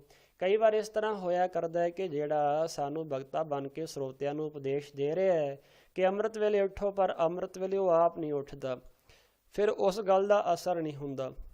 ਗੁਰਮੁਖੋ, ਅੱਜ ਦੀ ਦੁਨੀਆ ਵਿੱਚ ਸਿੱਖ ਕੌਮ ਦੇ ਵਿੱਚ ਪ੍ਰਚਾਰ ਬਹੁਤ ਹੋ ਰਿਹਾ ਹੈ, ਬੜੇ ਹਨ ਪ੍ਰਚਾਰ ਕਰਨ ਵਾਲੇ ਗੁਰਮੁਖ ਪਿਆਰੇ, ਪਰ ਉਸ ਪ੍ਰਚਾਰ ਦਾ ਅਸਰ ਕਿਉਂ ਨਹੀਂ ਹੋ ਰਿਹਾ? ਪ੍ਰਚਾਰ ਦਾ ਅਸਰ ਤਾਂ ਨਹੀਂ ਹੋ ਰਿਹਾ ਕਿ ਜਿਹੜੇ ਪ੍ਰਚਾਰਨ ਵਾਲੇ ਨੇ ਗੁਰੂ ਦੇ ਸ਼ਬਦ ਨੂੰ, ਸ਼ਬਦ ਵਿੱਚ ਸ਼ਕਤੀ ਓਨੀ ਹੈ, ਸ਼ਬਦ ਵਿੱਚ ਸ਼ਕਤੀ ਦਾ ਕੋਈ ਘਾਟਾ ਨਹੀਂ, ਬੇਅੰਤ ਸ੍ਰੀ ਗੁਰੂ ਗ੍ਰੰਥ ਸਾਹਿਬ ਮਹਾਰਾਜ ਦੀ ਬਾਣੀ ਹੈ, ਪਰ ਜਿਹੜਾ ਸ਼ਬਦ ਨੂੰ ਪ੍ਰਚਾਰ ਰਿਹਾ ਅੱਗੇ, ਉਹਦੇ ਕੋਲ ਸਤਿਗੁਰੂ ਮਹਾਰਾਜ ਦੀ ਕਿਰਪਾ ਜਾਂ ਕਹਿ ਲਓ ਨਹੀਂ, ਜਾਂ ਉਹਦੇ ਵਿੱਚ ਕਥਨੀ ਨਹੀਂ, ਜਾਂ ਉਹਦੇ ਵਿੱਚ ਸਾਧ ਸੰਗਤ ਦੀ ਕਮਾਈ ਨਹੀਂ, ਜਿਸ ਕਰਕੇ ਉਹ ਜੋ ਸੁਣਾ ਰਿਹਾ ਉਹਦਾ ਅਸਰ ਨਹੀਂ ਹੋ ਰਿਹਾ। ਅਸਰ ਤੇ ਜੇ ਅਸੀਂ ਆਖੀਏ ਹਥੌੜੇ ਨੂੰ ਜੇ ਅਸੀਂ ਆਪਣੇ ਹੱਥ ਵਿੱਚ ਲਈਏ ਤੇ ਕਿਸੇ ਚੀਜ਼ ਨੂੰ ਕੰਧ ਵਿੱਚ ਠੋਕੀਏ ਜਾਂ ਜ਼ਮੀਨ ਵਿੱਚ ਗੱਡੀਏ, ਤੇ ਜੇ ਕੋਈ ਛੋਟਾ ਬੱਚਾ ਹੋਏਗਾ, ਹਥੌੜਾ ਤੇ ਉਹੀ ਹੈ, ਤੇ ਛੋਟਾ ਬੱਚਾ ਉਸ ਨੂੰ ਹਥੌੜੇ ਨੂੰ ਫੜ ਕੇ ਕਿਸੇ ਚੀਜ਼ ਤੇ ਕਿੱਲ ਆਦਿਕ ਤੇ ਸੱਟ ਲਾਏਗਾ ਤੇ ਉਤਨੀ ਕੀ ਸੱਟ ਮਾਰ ਸਕਦਾ ਜਿਤਨੀ ਉਹਦੇ ਵਿੱਚ ਜਾਨ ਹੈ। ਜੇ ਕੋਈ ਸਿਆਣਾ ਬੰਦਾ ਤੇ ਸਰੀਰ ਕਰਕੇ ਬੜਾ ਸ਼ਕਤੀਸ਼ਾਲੀ ਹੋਵੇ, ਜੇ ਉਸੇ ਹਥੌੜੇ ਨੂੰ ਫੜ ਕੇ ਉਹ ਸੱਟ ਲਾਏ ਤੇ ਹੋ ਸਕਦਾ ਕਿੱਲ ਵੀ ਟੁੱਟ ਜਾਏ, ਜਾਂ ਸਾਰੇ ਦਾ ਸਾਰਾ ਕਿੱਲ ਦੀਵਾਰ ਵਿੱਚ, ਧਰਤੀ ਵਿੱਚ ਗੱਡਿਆ ਜਾਏ। ਇਸੇ ਤਰ੍ਹਾਂ ਜੇ ਗੁਰਮੁਖ ਪਿਆਰਿਆਂ ਦੇ ਵਿੱਚ ਕਮਾਈ ਹੋਏਗੀ ਤੇ ਉਹ ਸਾਧ ਸੰਗਤ ਜਿਹੜਾ ਵੀ ਉਹ ਬਚਨ ਕਹਿਣਗੇ ਉਹ ਅਗਲੇ ਤੇ ਅਸਰ ਕਰੇਗਾ, ਪਰ ਜੇ ਉਸ ਨੂੰ ਆਪ ਕਮਾਉਂਦੇ ਹੋਣਗੇ, ਪਰ ਜੇ ਉਹ ਆਪ ਹੀ ਨਾ ਕਮਾਉਂਦੇ ਹੋਣਗੇ ਤੇ ਫਿਰ ਸਮਝ ਕੀ ਪਏਗੀ, ਫਿਰ ਅਸਰ ਕੀ ਹੋਵੇਗਾ। ਇਸ ਕਰਕੇ ਜਿਸ ਵੇਲੇ ਸਤ ਅਸਤ ਦੇ ਨਿਰਣੈ ਦੀ ਸਮਝ ਪਈ ਤਾਂ ਸਾਜ਼ਾਂ ਦਾ ਵਜਾਉਣਾ ਤੇ ਰਾਗ ਵਿੱਚ ਗਾਉਣਾ ਆਦਿ ਸਭ ਕੁਝ ਭੁੱਲ ਗਿਆ। ਕਹਿਤ ਕਬੀਰ ਪੰਚ ਜੋ ਚੂਰੇ। ਕਹਿਣ ਲੱਗੇ ਭਾਈ ਭਗਤ ਕਬੀਰ ਸਾਹਿਬ ਜੀ ਕਹਿੰਦੇ ਨੇ ਜਿਹੜੇ ਪੰਜ ਕਾਮ ਆਦਿਕ ਨੇ ਨਾ, ਕਾਮ ਹੈ, ਕ੍ਰੋਧ ਹੈ, ਲੋਭ ਹੈ, ਮੋਹ ਹੈ, ਹੰਕਾਰ ਹੈ, ਕਹਿਣ ਲੱਗੇ ਜਿਹੜੇ ਪੰਜੇ ਨੇ ਨਾ ਚੂਰੇ ਚੂਰਨ ਨਾਸ ਕਰਦਾ ਹੈ। ਤਿੰਨ ਤੇ ਨਾਹੇ ਪਰਮ ਪਦ ਦੂਰੇ। ਜਿਹੜਾ ਗੁਰਮੁਖ ਇਹਨਾਂ ਪੰਜ ਕਾਮ ਕ੍ਰੋਧ ਲੋਭ ਮੋਹ ਹੰਕਾਰ ਨਿੰਦਿਆ ਚੁਗਲੀ ਤੋਂ ਬਚ ਜਾਂਦਾ ਹੈ, ਖਾਸ ਕਰਕੇ ਇਹ ਪੰਜ ਨੇ। ਸਤ ਸੰਗਤ ਜੀ ਇੱਕ ਵਿਚਾਰ ਬਣਦੀ ਹੈ ਕਿ ਇਹ ਸਾਨੂੰ ਪੰਜੇ ਮਾਰਨੇ ਪੈਂਦੇ ਨੇ। ਭਾਵੇਂ ਬਾਣੀ ਵਿੱਚ ਪੰਜਾਂ ਨੂੰ ਮਾਰਨ ਦੀ ਗੱਲ ਹੈ, ਪਰ ਜੇ ਕਿਸੇ ਫੌਜ ਦਾ ਵੱਡਾ ਜਰਨੈਲ ਹੋਵੇ ਤੇ ਜੇ ਅਸੀਂ ਉਸ ਦਾ ਜਰਨੈਲ ਮਾਰ ਲਿਆ ਨਾ, ਸਮਝ ਲਓ ਫਿਰ ਉਸ ਲੜਾਈ ਦਾ ਜਿਹੜਾ ਲੱਕ ਹੈ ਉਹ ਟੁੱਟ ਜਾਂਦਾ ਹੈ। ਇਸੇ ਤਰ੍ਹਾਂ ਕਈ ਵਾਰ ਗੁਰਬਾਣੀ ਵਿੱਚ ਇਹ ਵੀ ਆਖਿਆ ਕਿ ਇਹਨਾਂ ਪੰਜਾਂ ਵਿੱਚ ਜਿਹੜੇ ਜ਼ਿਆਦਾ ਬਲੀ ਨੇ ਨਾ, ਉਹ ਕਾਮ ਤੇ ਕ੍ਰੋਧ ਦੋ ਨੇ। ਪਰ ਜੇ ਅਸੀਂ ਇਹ ਕਾਮ ਤੇ ਕ੍ਰੋਧ ਦੋ ਮਾਰ ਲਈਏ ਨਾ, ਪਹਿਲੇ ਕਾਮ ਕ੍ਰੋਧ ਕਾਇਆ ਕੋ ਗੱਲ ਹੈ, ਜੇ ਅਸੀਂ ਇਹਨਾਂ ਵਿੱਚੋਂ ਪੰਜਾਂ ਵਿੱਚ ਦੋ ਮਾਰ ਲਈਏ ਤਾਂ ਜਿਹੜੇ ਤਿੰਨ ਨੇ ਉਹਨਾਂ ਨੂੰ ਜਿੱਤਣਾ ਫਿਰ ਸੌਖਾ ਹੋ ਜਾਂਦਾ ਹੈ। ਇਸ ਕਰਕੇ ਭਗਤ ਕਬੀਰ ਸਾਹਿਬ ਜੀ ਕਹਿੰਦੇ ਨੇ ਜਿਨ੍ਹਾਂ ਨੇ ਇਹ ਪੰਜੇ ਮਾਰ ਲਏ ਨੇ ਨਾ, ਕਾਮ ਵੀ, ਕ੍ਰੋਧ ਵੀ, ਮੋਹ ਵੀ ਤੇ ਲੋਭ ਵੀ, ਹੰਕਾਰ ਵੀ, ਕਹਿਣ ਲੱਗੇ ਜਿਹੜਾ ਵਾਹਿਗੁਰੂ ਆਤਮ ਪਦ ਸਰੂਪ ਪ੍ਰਮਾਤਮਾ ਵਾਹਿਗੁਰੂ ਅਕਾਲ ਪੁਰਖ ਹੈ ਨਾ, ਉਹ ਉਹਨਾਂ ਤੋਂ ਦੂਰ ਨਹੀਂ, ਉਹਨਾਂ ਦੇ ਨੇੜੇ ਹੈ। ਆਸਾ ਸੁਤ ਅਪਰਾਧ ਕਰਤ ਹੈ ਜੇਤੇ। ਭਗਤ ਕਬੀਰ ਸਾਹਿਬ ਜੀ ਸਤ ਸੰਗਤ ਜੀ ਹੁਣ ਬੇਨਤੀਆਂ ਦੇ ਸ਼ਬਦ ਸਾਨੂੰ ਸਮਝਾ ਰਹੇ ਨੇ, ਬੇਨਤੀ ਕਰਨ ਦੀ ਜਾਚ ਸਿਖਾ ਰਹੇ ਨੇ ਕਿ ਜੇ ਸਤਿਗੁਰੂ ਦੇ ਚਰਨਾਂ ਵਿੱਚ ਕੋਈ ਬੇਨਤੀ ਕਰਨੀ ਹੋਵੇ, ਅਰਦਾਸ ਕਰਨੀ ਹੋਵੇ ਤੇ ਕਿਸ ਤਰ੍ਹਾਂ ਦੀ ਅਰਦਾਸ ਕਰਨੀ ਚਾਹੀਦੀ ਹੈ। ਸਾਡੇ ਸ਼ਬਦ ਨੇ ਉਹ ਕੀ ਹੋਣੇ ਚਾਹੀਦੇ ਨੇ। ਦੇਖੋ ਇਸ ਸ਼ਬਦ ਵਿੱਚ ਕਿੰਨੀ ਨਿਮਰਤਾ ਹੈ ਕਿ ਕਿਤਨੇ ਚੰਗੇ ਢੰਗ ਨਾਲ ਸਾਨੂੰ ਬੇਨਤੀ ਕਰਨ ਦੇ ਬਾਰੇ ਭਗਤ ਕਬੀਰ ਸਾਹਿਬ ਜੀ ਦੱਸ ਰਹੇ ਨੇ। ਆਸਾ ਸ੍ਰੀ ਕਬੀਰ ਜੀਓ ਕੇ ਭਗਤ ਕਬੀਰ ਸਾਹਿਬ ਜੀ ਦੀ ਬਾਣੀ ਹੈ। ਆਰ ਜਿਹੜਾ ਰਾਗ ਹੈ ਉਹ ਆਸਾ ਚੱਲ ਰਿਹਾ ਹੈ ਤੇ ਸਤ ਸੰਗਤ ਜੀ ਕਬੀਰ ਜੀਓ ਕੇ। ਇਸੇ ਤਰ੍ਹਾਂ ਭਗਤ ਕਬੀਰ ਸਾਹਿਬ ਜੀ ਕਹਿ ਰਹੇ ਨੇ ਜਨਨੀ ਚੀਤ ਨਾ ਰਾਖਸ ਤੇਤੇ। ਕਹਿਣ ਲੱਗੇ ਭਾਈ ਇਸੇ ਤਰ੍ਹਾਂ ਜੋ ਸਤਿਗੁਰੂ ਮਹਾਰਾਜ ਦੀ ਕਿਰਪਾ ਨਾਲ ਆਸਾ ਹੈ ਤੇ ਭਗਤ ਕਬੀਰ ਸਾਹਿਬ ਜੀ ਸਾਨੂੰ ਸਮਝਾ ਰਹੇ ਨੇ। ਪਿੱਛੇ ਦਾਸ ਨੇ ਬੇਨਤੀ ਕੀਤੀ ਸੀ ਕਿ ਇਹ ਜਿਹੜੀ ਬਾਣੀ ਹੈ ਇਹ ਭਗਤ ਕਬੀਰ ਸਾਹਿਬ ਜੀ ਦੀ ਚੱਲ ਰਹੀ ਹੈ। ਆਪ ਜੀ ਨੂੰ ਮੈਂ ਦੱਸਿਆ ਸੀ ਪਿੱਛੇ ਵਿਚਾਰ ਹੋਈ ਹੈ ਆਸਾ ਸ੍ਰੀ ਕਬੀਰ ਜੀਓ ਕੇ ਚੌਪਦੇ ਇੱਕ ਤੁਕੇ। ਇਹ ਸਤਿਗੁਰੂ ਮਹਾਰਾਜ ਦੀ ਕਿਰਪਾ ਨਾਲ ਭਗਤ ਕਬੀਰ ਸਾਹਿਬ ਜੀ ਦੀ ਸ੍ਰੀ ਮੁਖਵਾਕ ਬਾਣੀ ਪ੍ਰਾਰੰਭ ਹੈ। ਸੋ ਭਗਤ ਕਬੀਰ ਸਾਹਿਬ ਜੀ ਕਹਿ ਰਹੇ ਨੇ ਸੁਤ ਅਪਰਾਧ ਕਰਤ ਹੈ ਜੇਤੇ। ਜਿਵੇਂ ਕੋਈ ਸੁਤ ਦਾ ਅਰਥ ਹੁੰਦਾ ਪੁੱਤਰ, ਅਪਰਾਧ ਬੜੀਆਂ ਗਲਤੀਆਂ ਕਰਦਾ ਹੈ, ਕਰਤ ਹੈ ਜੇਤੇ ਜਿੰਨੇ ਵੀ ਬੜੀਆਂ ਵੱਡੀਆਂ ਕਈ ਵਾਰ ਗਲਤੀਆਂ ਕਰ ਜਾਂਦਾ ਹੈ, ਨੁਕਸਾਨ ਬੜੇ ਕਰ ਜਾਂਦਾ ਹੈ। ਪਰ ਜਨਨੀ ਜਿਹੜੀ ਹੁੰਦੀ ਹੈ, ਜਨਨੀ ਦਾ ਅਰਥ ਹੁੰਦਾ ਹੈ ਮਾਤਾ, ਉਸ ਦੀ ਜਿਹੜੀ ਮਾਂ ਹੈ ਚੀਤ ਨਾ ਰਾਖਸ ਤੇਤੇ। ਜਿੰਨੀਆਂ ਉਹ ਗਲਤੀਆਂ ਕਰੀ ਜਾਂਦਾ ਹੈ ਬੱਚਾ, ਉਹਦੀ ਜਿਹੜੀ ਮਾਂ ਹੈ ਉਸ ਦੀਆਂ ਗਲਤੀਆਂ ਨੂੰ ਭੁਲਾ ਦਿੰਦੀ ਹੈ, ਚਿਤਾਰਦੀ ਨਹੀਂ ਹੈ। ਉਹ ਇਹੀ ਆਖਦੀ ਹੈ ਕਿ ਬੱਚਾ ਹੈ ਸਿਆਣਾ ਹੋ ਜਾਵੇਗਾ, ਸਮਝ ਜਾਵੇਗਾ। ਮਾਂ ਆਪਣੇ ਬੱਚੇ ਦੀਆਂ ਗਲਤੀਆਂ ਨੂੰ ਚਿਤਾਰਦੀ ਨਹੀਂ, ਚੇਤੇ ਨਹੀਂ ਰੱਖਦੀ, ਭੁਲਾ ਦਿੰਦੀ ਹੈ। ਰਾਮਈਆ ਹਾਂ ਬਾਰਕ ਤੇਰਾ। ਹੈ ਵਾਹਿਗੁਰੂ ਅਕਾਲ ਪੁਰਖ ਰਮੇ ਹੋਏ ਪ੍ਰਮਾਤਮਾ, ਜਿਵੇਂ ਇੱਕ ਬੱਚੇ ਦੀਆਂ ਕੀਤੀਆਂ ਹੋਈਆਂ ਗਲਤੀਆਂ ਉਸ ਦੀ ਮਾਂ ਭੁਲਾ ਦਿੰਦੀ ਹੈ, ਉਵੇਂ ਅਸੀਂ ਵੀ ਤੁਹਾਡੇ ਬੱਚੇ ਹਾਂ। ਤੁਸੀਂ ਸਾਡੀਆਂ ਵੀ ਕੀਤੀਆਂ ਹੋਈਆਂ ਗਲਤੀਆਂ ਨੂੰ ਚਿਤਾਰਿਓ ਨਾ, ਚੇਤੇ ਨਾ ਰੱਖਿਓ, ਇਹਨਾਂ ਨੂੰ ਵਿਸਾਰ ਦੇਣਾ ਕਰਿਓ। ਅਸੀਂ ਤੁਹਾਡੇ ਬੱਚੇ ਹਾਂ ਪਾਤਸ਼ਾਹ ਜੀ। ਕਾਹੇ ਨਾ ਖੰਡਸ ਅਵਗਨ ਮੇਰਾ। ਇਸ ਕਰਕੇ ਸੱਚੇ ਪਾਤਸ਼ਾਹ ਮਹਾਰਾਜ ਜੀ ਤੁਸੀਂ ਮੇਰੇ ਔਗਣ ਕਿਉਂ ਨਹੀਂ ਖੰਡਸ ਨਾਸ ਕਰਦੇ। ਸਾਡੇ ਜਿਹੜੇ ਔਗਣ ਹਨ ਉਹਨਾਂ ਨੂੰ ਨਾਸ ਕਰ ਦਿਓ, ਚੇਤੇ ਨਾ ਰੱਖੋ, ਭੁਲਾ ਦਿਓ। ਰਹਾਓ ਜੇ ਅਤ ਕਰੋਪ ਕਰੇ ਕਰ ਧਾਇਆ। ਸੱਚੇ ਪਾਤਸ਼ਾਹ ਮਹਾਰਾਜ ਜੀ ਦੀ ਕਿਰਪਾ ਨਾਲ ਭਗਤ ਜੀ ਕਹਿੰਦੇ ਨੇ ਜੇ ਅਤਿਅੰਤ ਗੁੱਸੇ ਨੂੰ ਧਾਰ ਕੇ ਛੋਟਾ ਬਾਲਕ ਦੁੱਧ ਅਦਿਕ ਡੋਲ ਦੇਵੇ ਤੇ ਇਸ ਤਰ੍ਹਾਂ ਦਾ ਕਾਰਜ ਜਿਹੜਾ ਵਿਗਾੜ ਦੇਵੇ, ਐਸਾ ਕੋਈ ਭੈੜਾ ਕਾਰਜ ਕਰ ਲਵੇ, ਆਪੀ ਚੀਤ ਨਾ ਰੱਖ ਸਮਾਇਆ। ਤੇ ਫਿਰ ਉਹ ਦੁੱਧ ਆਦਿਕ ਨੂੰ ਡੋਲ ਕੇ ਜਾਂ ਕੱਲਾ ਦੁੱਧ ਹੀ ਨਹੀਂ ਡੋਲ ਸਕਦਾ, ਹੋਰ ਵੀ ਕੋਈ ਨੁਕਸਾਨ ਕਰ ਸਕਦਾ ਤੇ ਨੁਕਸਾਨ ਕਰਕੇ ਭੱਜ ਜਾਵੇ। ਕਹਿਣ ਲੱਗੇ ਤਾਂ ਵੀ ਜਿਹੜੀ ਉਹਦੀ ਮਾਤਾ ਹੁੰਦੀ ਹੈ, ਮਾਂ ਹੁੰਦੀ ਹੈ, ਉਸ ਨੂੰ ਯਾਦ ਨਹੀਂ ਰੱਖਦੀ, ਉਸ ਨੂੰ ਵਿਸਾਰ ਦਿੰਦੀ ਹੈ। ਤਾਂ ਵੀ ਚੀਤ ਨਾ ਰਾਖ ਸਮਾਇਆ। ਕਹਿਣ ਲੱਗੇ ਇਸ ਤਰ੍ਹਾਂ ਜਿਹੜੀ ਮਾਂ ਹੈ ਚਿੱਤ ਵਿੱਚ ਪੁੱਤਰ ਦੇ ਔਗਣਾਂ ਨੂੰ ਯਾਦ ਨਹੀਂ ਕਰਦੀ। ਚਿੰਤ ਭਵਨ ਮਨ ਪਰਿਓ ਹਮਾਰਾ। ਸੱਚੇ ਪਾਤਸ਼ਾਹ ਮਹਾਰਾਜ ਜੀ ਕਿਰਪਾ ਕਰੋ ਸਾਡੇ ਤੇ। ਜਿਹੜੀ ਚਿੰਤਾ ਹੈ ਨਾ, ਚਿੰਤ ਭਵਨ, ਕਹਿਣ ਲੱਗੇ ਮਨ ਪਰਿਓ ਹਮਾਰਾ, ਚਿੰਤਾ ਰੂਪੀ ਘਰ ਵਿੱਚ ਮੇਰਾ ਮਨ ਪਿਆ ਹੋਇਆ ਹੈ। ਨਾਮ ਬਿਨਾ ਕੈਸੇ ਉਤਰਸ ਪਾਰਾ। ਤੇ ਇਹ ਜਿਹੜੀ ਚਿੰਤਾ ਰੂਪੀ ਪਾਰਾ ਸਾਨੂੰ ਚੜਿਆ ਹੋਇਆ ਹੈ, ਇਹ ਨਾਮ ਤੋਂ ਬਿਨਾ ਕਿਵੇਂ ਉਤਰੇਗਾ? ਜਾਂ ਇਸ ਤਰ੍ਹਾਂ ਕਹਿ ਲਓ ਕਿ ਜਿਹੜੇ ਵਿਸ਼ੇ ਵਿਕਾਰ ਹਨ ਜੀਵ ਦੇ, ਜੇ ਉਹ ਨਾਮ ਨਹੀਂ ਜਪਦਾ, ਸੇਵਾ ਸਿਮਰਨ ਨਹੀਂ ਕਰਦਾ, ਗੁਰੂ ਦੀ ਬਾਣੀ ਨਹੀਂ ਪੜ੍ਹਦਾ, ਤੇ ਨਾਮ ਦੀ ਬਾਣੀ ਤੋਂ ਬਿਨਾਂ ਕਿਵੇਂ ਗੱਲ ਬਣੇਗੀ? ਨਹੀਂ ਬਣ ਸਕਦੀ। ਦੇਹ ਬਿਮਲ ਮਤ ਸਦਾ ਸਰੀਰਾ। ਮੇਰੇ ਸਰੀਰ ਵਿੱਚ ਹਮੇਸ਼ਾ ਲਈ ਬਿਮਲ ਦਾ ਅਰਥ ਹੁੰਦਾ ਹੈ ਸਾਧ ਸੰਗਤ ਜੀ, ਜੋ ਮਲ ਹੈ, ਮਲ ਤੋਂ ਰਹਿਤ ਉਜਲ ਬੁੱਧੀ, ਨਿਰਮਲਤਾ। ਕਹਿਣ ਲੱਗੇ ਸੱਚੇ ਪਾਤਸ਼ਾਹ ਜੀ, ਜਿਹੜੀ ਆਤਮ ਵਿਸ਼ੈਣੀ ਬੁੱਧੀ ਹੈ ਉਹ ਸਾਨੂੰ ਬਖਸ਼ਿਸ਼ ਕਰਨਾ ਕਰੋ, ਜਿਹੜੀ ਮੈਲ ਹੈ ਉਸ ਨੂੰ ਨਾਸ ਕਰ ਦਿਓ। ਸਹਿਜ ਸਹਿਜ ਗੁਣ ਰਵੈ ਕਬੀਰਾ। ਜਿਸ ਕਰਕੇ ਜਿਹੜੀ ਸਹਿਜ ਸਾਡੀ ਬੁੱਧੀ ਹੈ, ਜੇ ਤੁਸੀਂ ਆਤਮ ਵਿਸ਼ਾਣੀ ਬੁੱਧੀ ਸਾਨੂੰ ਪ੍ਰਾਪਤ ਕਰ ਦਿਓਗੇ, ਗਿਆਨਵਾਨ ਬੁੱਧੀ ਹੋ ਜਾਏਗੀ, ਫਿਰ ਸਹਿਜੇ ਹੀ ਤੁਹਾਡੇ ਨਾਮ ਨੂੰ ਇਹ ਕਥਨ ਕਰੇਗੀ, ਸਹਿਜੇ ਹੀ ਤੁਹਾਡੇ ਨਾਮ ਦੇ ਵਿੱਚ ਜੋ ਸਿੱਖਿਆ ਹੈ ਉਸ ਨੂੰ ਪਕੜ ਕਰੇਗੀ, ਸਹਿਜੇ ਹੀ ਫਿਰ ਸਾਡੀ ਬੁੱਧੀ ਤੇ ਪਰਮੇਸ਼ਰ ਦਾ ਨਾਮ ਜਪੇਗੀ।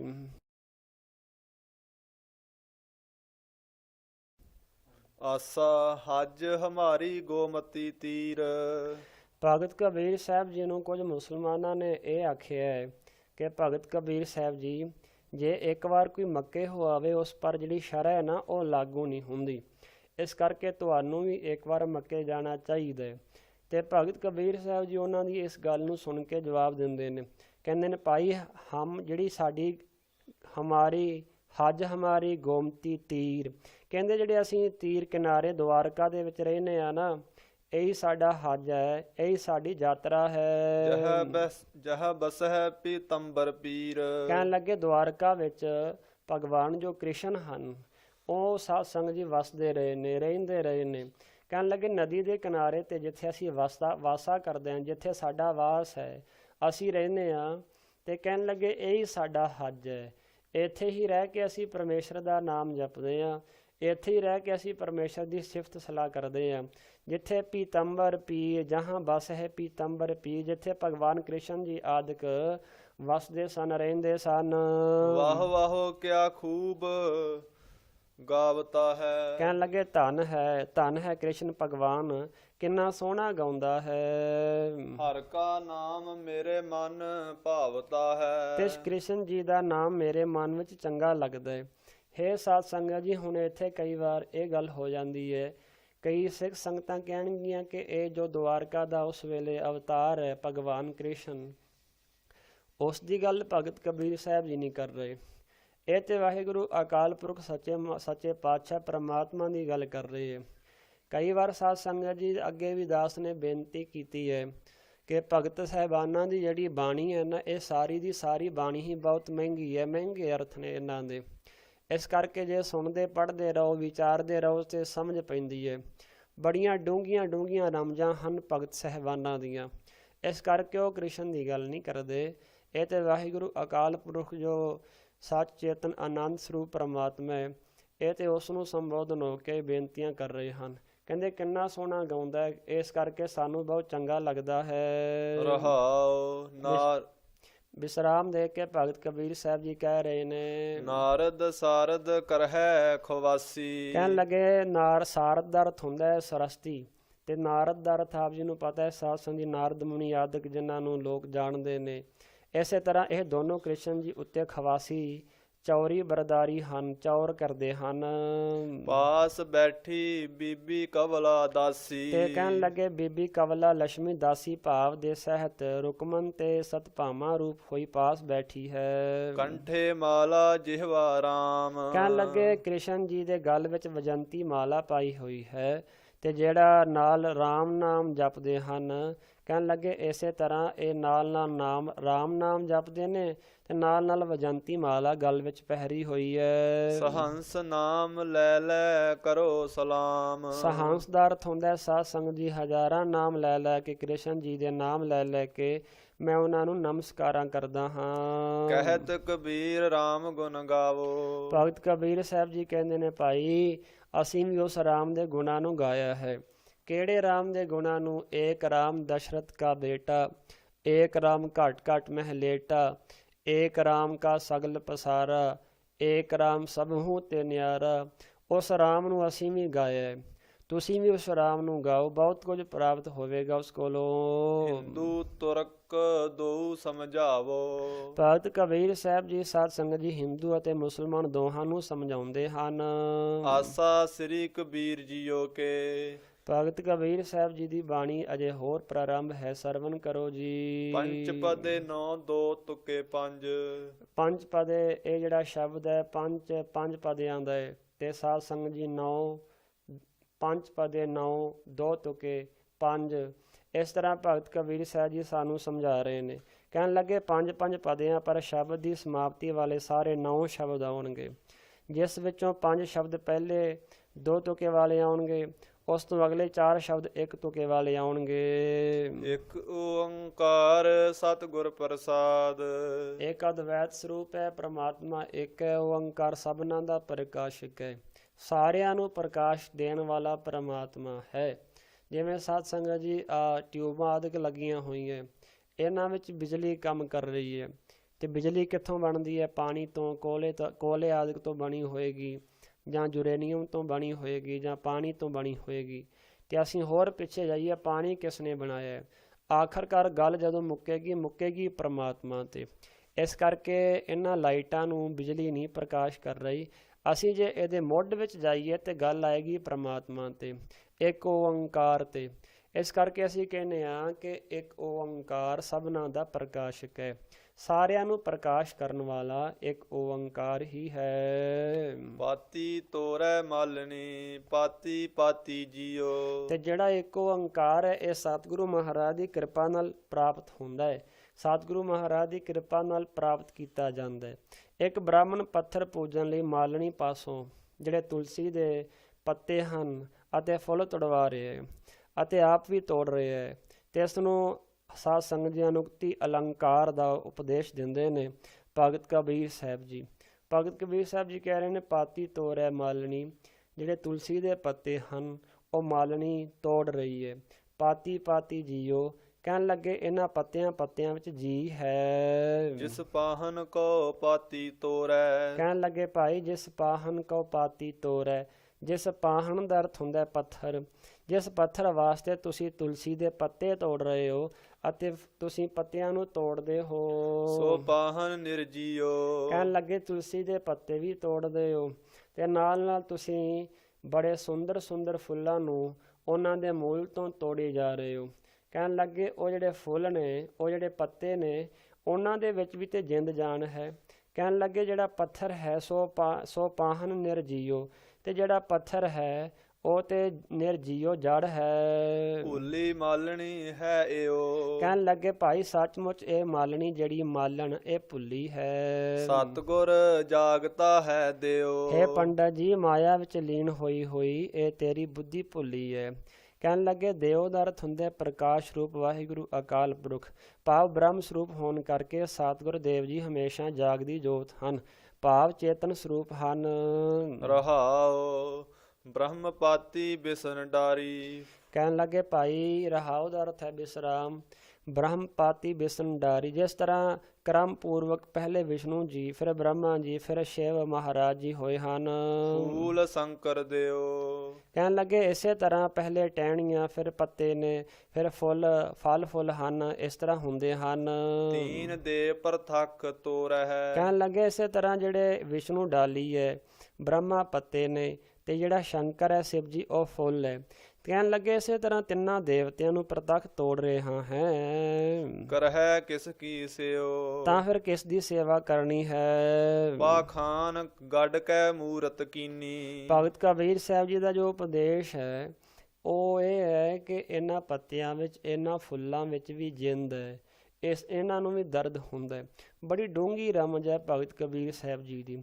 ਹੁਣ ਕਈ ਸ਼ੰਕਾ ਕਰਨਗੇ ਅਸੀਂ ਭੋਜਨ ਆਦਿਕ ਛਕਦੇ ਹਾਂ, ਉਹਨਾਂ ਵਿੱਚ ਵੀ ਤੇ ਜੀ ਹੈ, ਉਹਨਾਂ ਦੇ ਵਿੱਚ ਵੀ ਤੇ ਜਿੰਦ ਜਾਣਾ, ਅਸੀਂ ਉਹ ਕਿਉਂ ਛਕਦੇ ਹਾਂ? ਭੁੱਖੇ ਮਰਨਾ। ਫਿਰ ਇਹਦਾ ਭਾਵ ਇਹ ਨਹੀਂ। ਭਗਤ ਕਬੀਰ ਸਾਹਿਬ ਜੀ ਜੋ ਪਖੰਡ ਹੈ, ਜੋ ਕਰਮ ਕਾਂਡ ਹੈ, ਉਸ ਦਾ ਖੰਡਨ ਕਰ ਰਹੇ ਨੇ। ਕਹਿਣ ਲੱਗੇ ਭਾਈ ਜਿਹੜਾ ਪਾਖਾਨ ਹੈ, ਪੱਥਰ ਹੈ, ਗੱਡ ਕੈ ਮੂਰਤ ਕੀਨੀ। ਕਹਿਣ ਲੱਗੇ ਇਸੇ ਤਰ੍ਹਾਂ ਕਾਰੀਗਰ ਨੇ, ਪਾਖਾਨ ਦਾ ਅਰਥ ਹੁੰਦਾ ਪੱਥਰ। ਕਹਿਣ ਲੱਗੇ ਪੱਥਰ ਨੂੰ ਘੜ ਕੇ ਜਿਹੜਾ ਘਾੜਾ ਸੀ, ਜਿਹੜਾ ਉਹਦਾ ਸਾਧ ਸੰਗਤ ਜੀ ਉਸ ਦਾ ਕਰਤਾ ਹੈ ਪੱਥਰ ਦਾ, ਮੂਰਤੀ ਦਾ ਵੀ ਕੋਈ ਕਰਤਾ ਹੁੰਦਾ ਹੈ। ਪੱਥਰ ਇੱਕ ਲੈ ਕੇ ਘਾੜੇ ਨੇ ਉਸ ਮੂਰਤੀ ਨੂੰ ਘੜਿਆ, ਉਹਦੇ ਉੱਤੇ ਸ਼ਸਤਰਾਂ ਨਾਲ ਔਜ਼ਾਰਾਂ ਨਾਲ ਸੱਟਾਂ ਮਾਰ ਕੇ ਉਸ ਨੂੰ ਕ੍ਰਿਸ਼ਨ ਦਾ ਰੂਪ ਦਿੱਤਾ, ਉਸ ਨੂੰ ਸ਼ਿਵ ਦਾ ਰੂਪ ਦਿੱਤਾ, ਉਸ ਨੂੰ ਬ੍ਰਹਮਾ ਦਾ ਰੂਪ ਦਿੱਤਾ। ਇਸ ਕਰਕੇ ਕਾਰੀਗਰ ਨੇ ਪੱਥਰ ਨੂੰ ਘੜ ਕੇ ਅਤੇ ਛਾਤੀ ਉੱਤੇ ਪਾਓ। ਇਸੇ ਤਰ੍ਹਾਂ ਭਗਤ ਕਬੀਰ ਸਾਹਿਬ ਜੀ ਅੱਗੇ ਕਹਿ ਰਹੇ ਨੇ ਕਿ ਪੱਥਰ ਹਾਰ ਜਿਹੜਾ ਹੈ, ਪੱਥਰ ਲੈ ਕੇ ਤੇ ਪੱਥਰ ਹਾਰੇ ਅਸੀਂ ਕਹਿ ਲਈਏ ਕਾਰੀਗਰ, ਉਸਨੇ ਫਿਰ ਉਸ ਪੱਥਰ ਦੇ ਨਾਲ ਇੱਕ ਮੂਰਤੀ ਤਿਆਰ ਕੀਤੀ। ਕਿਵੇਂ ਕੀਤੀ? ਦੇ ਕੈ ਛਾਤੀ ਪਾਓ। ਕਹਿਣ ਲੱਗੇ ਜਿਹੜੇ ਆਪਣੇ ਪੈਰ ਹਨ, ਹੋ ਸਕਦਾ ਆਪ ਜੀ ਨੇ ਦੇਖਿਆ ਹੋਵੇ, ਜੇ ਅਸੀਂ ਉਸ ਮੂਰਤੀ ਬਣਾਉਣ ਵਾਲੇ ਕਾਰੀਗਰ ਨੂੰ ਨਹੀਂ ਦੇਖਿਆ ਤੇ ਫਿਰ ਇੱਕ ਸਿੱਧਾ ਜਿਹਾ ਸਾਧ ਸੰਗਤ ਜੀ ਸਿੱਧੀ ਜੀ ਉਦਾਹਰਨ ਹੈ। ਉਹ ਕੀ ਹੈ ਕਿ ਸਾਡੇ ਘਰਾਂ ਵਿੱਚ ਜਦੋਂ ਅਸੀਂ ਨਵੇਂ ਸੋਹਣੇ ਘਰ ਬਣਾਉਂਦੇ ਹਾਂ ਤੇ ਅਸੀਂ ਆਪਣੇ ਘਰਾਂ ਵਿੱਚ ਜੋ ਪੱਥਰ ਦੀਆਂ ਟਾਈਲਾਂ ਆਦਿਕ ਹਨ ਉਹ ਅਸੀਂ ਸਾਧ ਸੰਗਤ ਜੀ ਕਈ ਵਾਰ ਅਸੀਂ ਲਵਾਉਂਦੇ ਹਾਂ। ਤੇ ਜਦੋਂ ਤੁਸੀਂ ਦੇਖੋ ਉਹ ਜਿਹੜੇ ਅਸੀਂ ਪੱਥਰ ਲਵਾਉਂਦੇ ਹਾਂ, ਜਾਂ ਹੋ ਸਕਦਾ ਹੈ ਕਿ ਅਸੀਂ ਗੁਰੂ ਘਰਾਂ ਵਿੱਚ ਜਦੋਂ ਜਾਈਦਾ, ਗੁਰਦੁਆਰੇ ਸਾਹਿਬਾਂ ਵਿੱਚ ਜਦੋਂ ਜਾਈਦਾ, ਉੱਥੇ ਜਦੋਂ ਕਾਰ ਸੇਵਾ ਦਾ ਕੰਮ ਚੱਲਦਾ ਹੈ ਤੇ ਗੁਰਦੁਆਰੇ ਨਵੇਂ ਤਿਆਰ ਹੁੰਦੇ ਨੇ, ਫਿਰ ਪੱਥਰ ਲਾਏ ਜਾਂਦੇ ਨੇ। ਉਹ ਫਿਰ ਜਿਹੜੇ ਪੱਥਰਾਂ ਨੂੰ ਮੂਰਤੀਆਂ ਦਾ ਰੂਪ ਦਿੰਦੇ ਨੇ, ਉਹਦੇ ਉੱਤੇ ਫੁੱਲ ਆਦਿਕ ਸਾਧ ਸੰਗਤ ਜੀ ਪੱਥਰ ਦੇ ਵਿੱਚ ਪਾ ਦਿੰਦੇ ਨੇ। ਉਹ ਜਿਹੜੇ ਪੱਥਰ ਦੇ ਵਿੱਚ ਫੁੱਲ ਆਦਿਕ ਬਣਾਉਣ ਵਾਲੇ ਹੁੰਦੇ ਨੇ ਨਾ, ਉਹ ਪੱਥਰ ਦੇ ਉੱਤੇ ਚੜੇ ਹੁੰਦੇ ਨੇ। ਭਗਤ ਕਬੀਰ ਸਾਹਿਬ ਜੀ ਕਹਿੰਦੇ ਨੇ ਉਸ ਪੱਥਰ ਦੀ ਛਾਤੀ ਦੇ ਉੱਤੇ ਉਹ ਪੈਰ ਰੱਖ ਕਰਕੇ ਜਿਹੜੇ ਕਾਰੀਗਰ ਨੇ ਉਹ ਪੱਥਰ ਨੂੰ ਕਿਸੇ ਵੀ ਮੂਰਤੀ ਦਾ ਰੂਪ ਦੇ ਦਿੰਦੇ ਹਨ। ਜੇ ਇਹ ਮੂਰਤ ਸਾਚੀ ਹੈ, ਜੇਕਰ ਇਹ ਮੂਰਤੀ ਸੱਚੀ ਹੁੰਦੀ ਤੋ ਗੜਨ ਹਾਰੇ ਖਾਓ। ਕਹਿਣ ਲੱਗੇ ਜਿਹੜਾ ਕਾਰੀਗਰ ਹੈ, ਕਿਉਂਕਿ ਅਸੀਂ ਤਾਂ ਉਸ ਭਗਵਾਨ ਨੂੰ ਪੂਜੀ ਜਾਂਦੇ ਹਾਂ ਜਿਹੜਾ ਪੱਥਰ ਦਾ ਹੈ, ਜਿਹੜੇ ਕਿਸੇ ਕਰਤਾ ਨੇ ਉਸ ਦੀ ਮੂਰਤੀ ਬਣਾਈ ਹੈ। ਕਹਿਣ ਲੱਗੇ ਜੇ ਇਹਦੇ ਵਿੱਚ ਸਾਚੀ ਦਾ ਅਰਥ ਹੈ ਸ਼ਕਤੀ ਹੁੰਦੀ, ਜੇ ਇਹਦੇ ਵਿੱਚ ਬਲ ਹੁੰਦਾ, ਸੱਚੀ ਹੁੰਦੀ, ਤੇ ਇਹਦੀ ਛਾਤੀ ਦੇ ਉੱਤੇ ਪੈਰ ਉਸ ਕਾਰੀਗਰ ਨੇ ਕਰਤੇ ਨੇ ਰੱਖੇ ਸਨ ਤੇ ਕੀ ਉਸ ਨੂੰ ਨਾਸ ਨਾ ਕਰਦੀ, ਕੀ ਉਸ ਨੂੰ ਖਾ ਜਾਂਦੀ ਏ। ਭਾਤ ਪਹਿਤ ਅਰ ਲਾਪਸੀ। ਕਹਿਣ ਲੱਗੇ ਇਸੇ ਤਰ੍ਹਾਂ ਰਿੱਧੇ ਸਿੱਧੇ ਚੌਲ ਜਿਹੜੇ ਨੇ, ਭਾਤ ਦਾ ਅਰਥ ਹੁੰਦਾ ਰਿੱਧੇ ਹੋਏ ਚੌਲ, ਇਸ ਤਰ੍ਹਾਂ ਦਾਲ ਅਤੇ ਲਾਪਸੀ, ਲਪੀ ਪਤਲਾ ਕੜਾ ਸਾਧ ਸੰਗਤ ਜੀ। ਕਰ ਕਰਾ ਕਾ ਸਾਰ। ਤੇ ਕਰ ਕਰਾ ਦਾ ਅਰਥ ਹੁੰਦਾ ਪਾਪੜ, ਤੇ ਇਸ ਤਰ੍ਹਾਂ ਪੰਜੀਰੀ ਇਤਿਆਦਿ ਚੀਜ਼ਾਂ ਨੂੰ ਭੋਗਨ ਹਾਰੇ ਭੋਗਿਆ। ਕਹਿਣ ਲੱਗੇ ਭੋਗਣ ਹਾਰਾ ਜਿਹੜਾ ਖਾਣ ਵਾਲੇ ਪੁਜਾਰੀ ਨੇ ਖਾ ਲਿਆ। ਇਸ ਮੂਰਤ ਕੇ ਮੁਖ ਛਾਰ। ਕਹਿਣ ਲੱਗੇ ਪਰ ਇਸ ਮੂਰਤ ਦੇ ਮੂੰਹ ਵਿੱਚ ਛਾਰ ਸਵਾਦ ਦਿੰਦੇ ਹਨ। ਮਾਲਣ ਭੁੱਲੀ ਜਗ ਭੁਲਾਨਾ। ਸਵਾਦ ਦਾ ਅਰਥ ਇਹ ਨਹੀਂ ਕਿ ਸਾਧ ਸੰਗਤ ਸੱਚੀ ਮੁੱਚੀ ਸਵਾਦ ਉਸ ਮੂਰਤੀ ਦੇ ਮੂੰਹ ਵਿੱਚ ਪਾਉਂਦੇ ਨੇ। ਇਸ ਦਾ ਭਾਵ ਇਹ ਹੈ ਕਿ ਕਈ ਵਾਰ ਅਸੀਂ ਗੁੱਸੇ ਵਿੱਚ ਆ ਕੇ ਕਿਸੇ ਨੂੰ ਕਹਿ ਦਿੰਦੇ ਹਾਂ ਕਿ ਤੇਰੇ ਸਿਰ ਵਿੱਚ ਇਸ ਤਰ੍ਹਾਂ ਸਵਾਹ ਆਦਿਕ ਦੀ ਗੱਲ ਅਸੀਂ ਕਰਦੇ ਹਾਂ। ਭਗਤ ਕਬੀਰ ਸਾਹਿਬ ਜੀ ਦੇ ਸਮਝਾਉਣ ਦਾ ਢੰਗ ਇਹ ਹੈ ਕਿ ਜਿਹੜੀਆਂ ਅਸੀਂ ਚੀਜ਼ਾਂ ਕੜਾਹ ਆਦਿਕ ਪਤਲਾ ਕੜਾਹ ਬਣਾਉਂਦੇ ਹਾਂ, ਜਿਹੜੇ ਅਸੀਂ ਪਾਪੜ ਆਦਿਕ ਹੋਰ ਵੀ ਦਾਲਾਂ ਸਬਜ਼ੀਆਂ ਬਣਾਉਂਦੇ ਹਾਂ, ਕਈ ਤਰ੍ਹਾਂ ਦੇ ਪਦਾਰਥ ਅਸੀਂ ਪਕਵਾਨ ਤਿਆਰ ਕਰਦੇ ਹਾਂ, ਮੂਰਤੀਆਂ ਦੇ ਅੱਗੇ ਰੱਖਦੇ ਹਾਂ। ਭਗਤ ਕਬੀਰ ਸਾਹਿਬ ਜੀ ਕਹਿੰਦੇ ਨੇ ਉਹ ਤੇ ਉਹ ਪੁਜਾਰੀ ਆਦਿਕ ਆਪ ਹੀ ਖਾ ਜਾਂਦੇ ਨੇ, ਮੂਰਤੀਆਂ ਥੋੜ੍ਹਾ ਕੁਝ ਖਾਂਦੀਆਂ, ਜੇ ਖਵਾਉਣ ਵੀ ਤੇ ਖਾਂਦੀਆਂ ਹੀ ਨਹੀਂ, ਇਸ ਕਰਕੇ ਉਹ ਤੇ ਪੁਜਾਰੀ ਖਾਂਦੇ ਨੇ। ਕਹਿਣ ਲੱਗੇ ਇਸੇ ਤਰ੍ਹਾਂ ਜਿਹੜੀ ਮਾਲਣ ਭੁੱਲੀ ਹੋਈ ਹੈ, ਮਾਲਣ ਵੀ ਭੁੱਲ ਗਈ ਹੈ, ਜਗ ਭੁਲਾਨਾ। ਤੇ ਕਹਿਣ ਲੱਗੇ ਜਗ ਵੀ ਜਿਹੜਾ ਭੁੱਲਾ ਹੋਇਆ ਹੈ। ਹਮ ਭੁਲਾਨੇ ਨਾਹੇ। ਕਹਿਣ ਲੱਗੇ ਪਰ ਅਸੀਂ ਭੁੱਲੇ ਨਹੀਂ ਹਾਂ, ਸਾਨੂੰ ਤੇ ਸਾਡੇ ਪ੍ਰਮਾਤਮਾ ਨੇ ਗਿਆਨ ਬਖਸ਼ਿਆ ਹੋਇਆ ਹੈ। ਇਹ ਮਾਲਣ ਭੁੱਲ ਸਕਦੀ ਹੈ, ਜਗ ਭੁੱਲ ਸਕਦਾ ਹੈ, ਜਿਸ ਦੇ ਕੋਲ ਪ੍ਰਮਾਤਮਾ ਦਾ ਗਿਆਨ ਨਾ ਹੋਵੇ, ਪਰ ਸਾਡੇ ਕੋਲ ਤੇ ਪ੍ਰਮਾਤਮਾ ਦਾ ਗਿਆਨ, ਅਸੀਂ ਤੇ ਨਹੀਂ ਭੁੱਲੇ। ਕਹੋ ਕਬੀਰ ਹਮ ਰਾਮ ਰਾਖੇ। ਕਹਿਣ ਲੱਗੇ ਹਮ ਦਾ ਅਰਥ ਹੁੰਦਾ ਤਮਾਮ, ਹਮ ਦਾ ਅਰਥ ਇਹ ਵੀ ਹੁੰਦਾ ਕਿ ਤਮਾਮ ਸਾਰੇ ਜੀਵ ਉਸ ਪ੍ਰਮਾਤਮਾ ਨੂੰ ਭੁੱਲੇ ਹੋਏ ਨੇ। ਇਸ ਦਾ ਕਹਿੰਦੇ ਕਹੋ ਕਬੀਰ ਹਮ ਰਾਮ ਰਾਖੇ।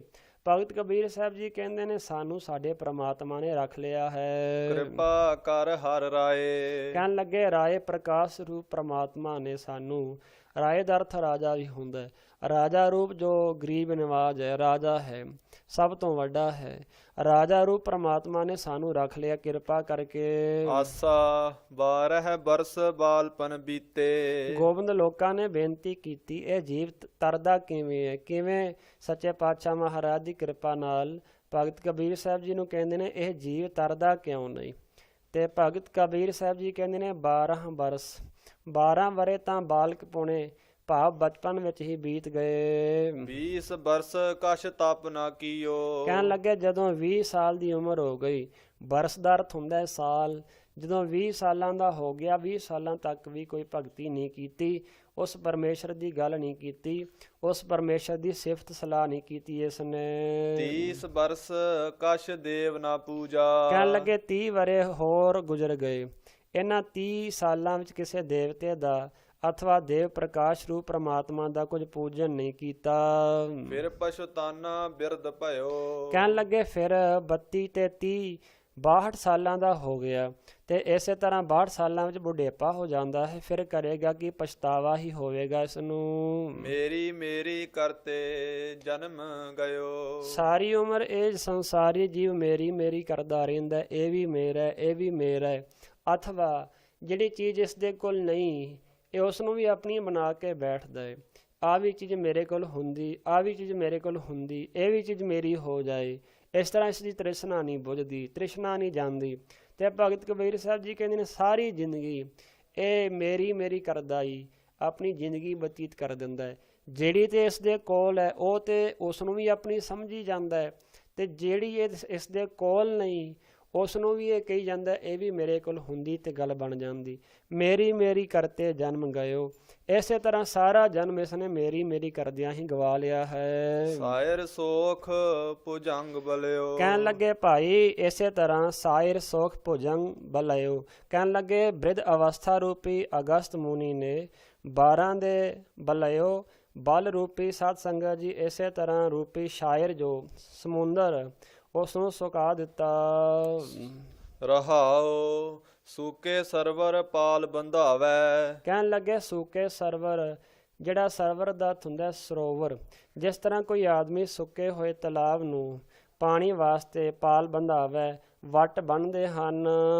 ਲੁਣੈ ਖੇਤ ਹੱਥ ਵਾਰ ਕਰੈ। ਵੱਡੇ ਹੋਏ ਖੇਤ ਦੇ ਸਾਧ ਸੰਗਤ ਜੀ ਦੁਆਲੇ ਹੱਥਾਂ ਨਾਲ ਵਾੜ ਕਰੇ ਤਾਂ ਉਸ ਨੂੰ ਕੀ ਲਾਭ ਹੁੰਦਾ ਹੈ? ਆਇਓ ਚੋਰ ਤੁਰੰਤ ਹੈ ਲੈ ਗਇਓ। ਕਹਿਣ ਲੱਗੇ ਜਦੋਂ ਚੋਰ ਮੂਰਖ ਪੁਰਸ਼ ਮੇਰੀ ਮੇਰੀ ਕਰਦਾ ਫਿਰਦਾ ਹੈ ਤੇ ਕਿ ਸਾਰੀ ਮਾਇਆ ਮੇਰੀ ਹੈ, ਪਰ ਜਿਸ ਵੇਲੇ ਚੋਰ ਆਉਂਦਾ ਹੈ ਉਹ ਸਾਰੀ ਮਾਇਆ ਚੁਰਾ ਕੇ ਲੈ ਜਾਂਦਾ ਹੈ। ਮੇਰੀ ਰਾਖਤ ਮੁਗਧ ਫਿਰੈ। ਕਹਿਣ ਲੱਗੇ ਜਿਹੜਾ ਮੁਗਧ ਮੂਰਖ ਹੈ ਉਹ ਮੇਰੀ ਮੇਰੀ ਕਰਦਾ ਹੀ ਸਾਧ ਸੰਗਤ ਜੀ ਉਸ ਨੂੰ ਸੰਭਾਲਦਾ ਫਿਰਦਾ ਹੈ। ਮੁਗਧ ਜਿਹੜਾ ਉਸ ਨੂੰ ਮੇਰੀ ਮੇਰੀ ਕਰਕੇ ਸੰਭਾਲ ਲੈਂਦਾ ਹੈ, ਤੇ ਜਿਹੜਾ ਚੋਰ ਆਉਂਦਾ ਹੈ ਉਹ ਸਾਰੀ ਮਾਇਆ ਲੈ ਕੇ ਚਲਿਆ ਜਾਂਦਾ ਹੈ।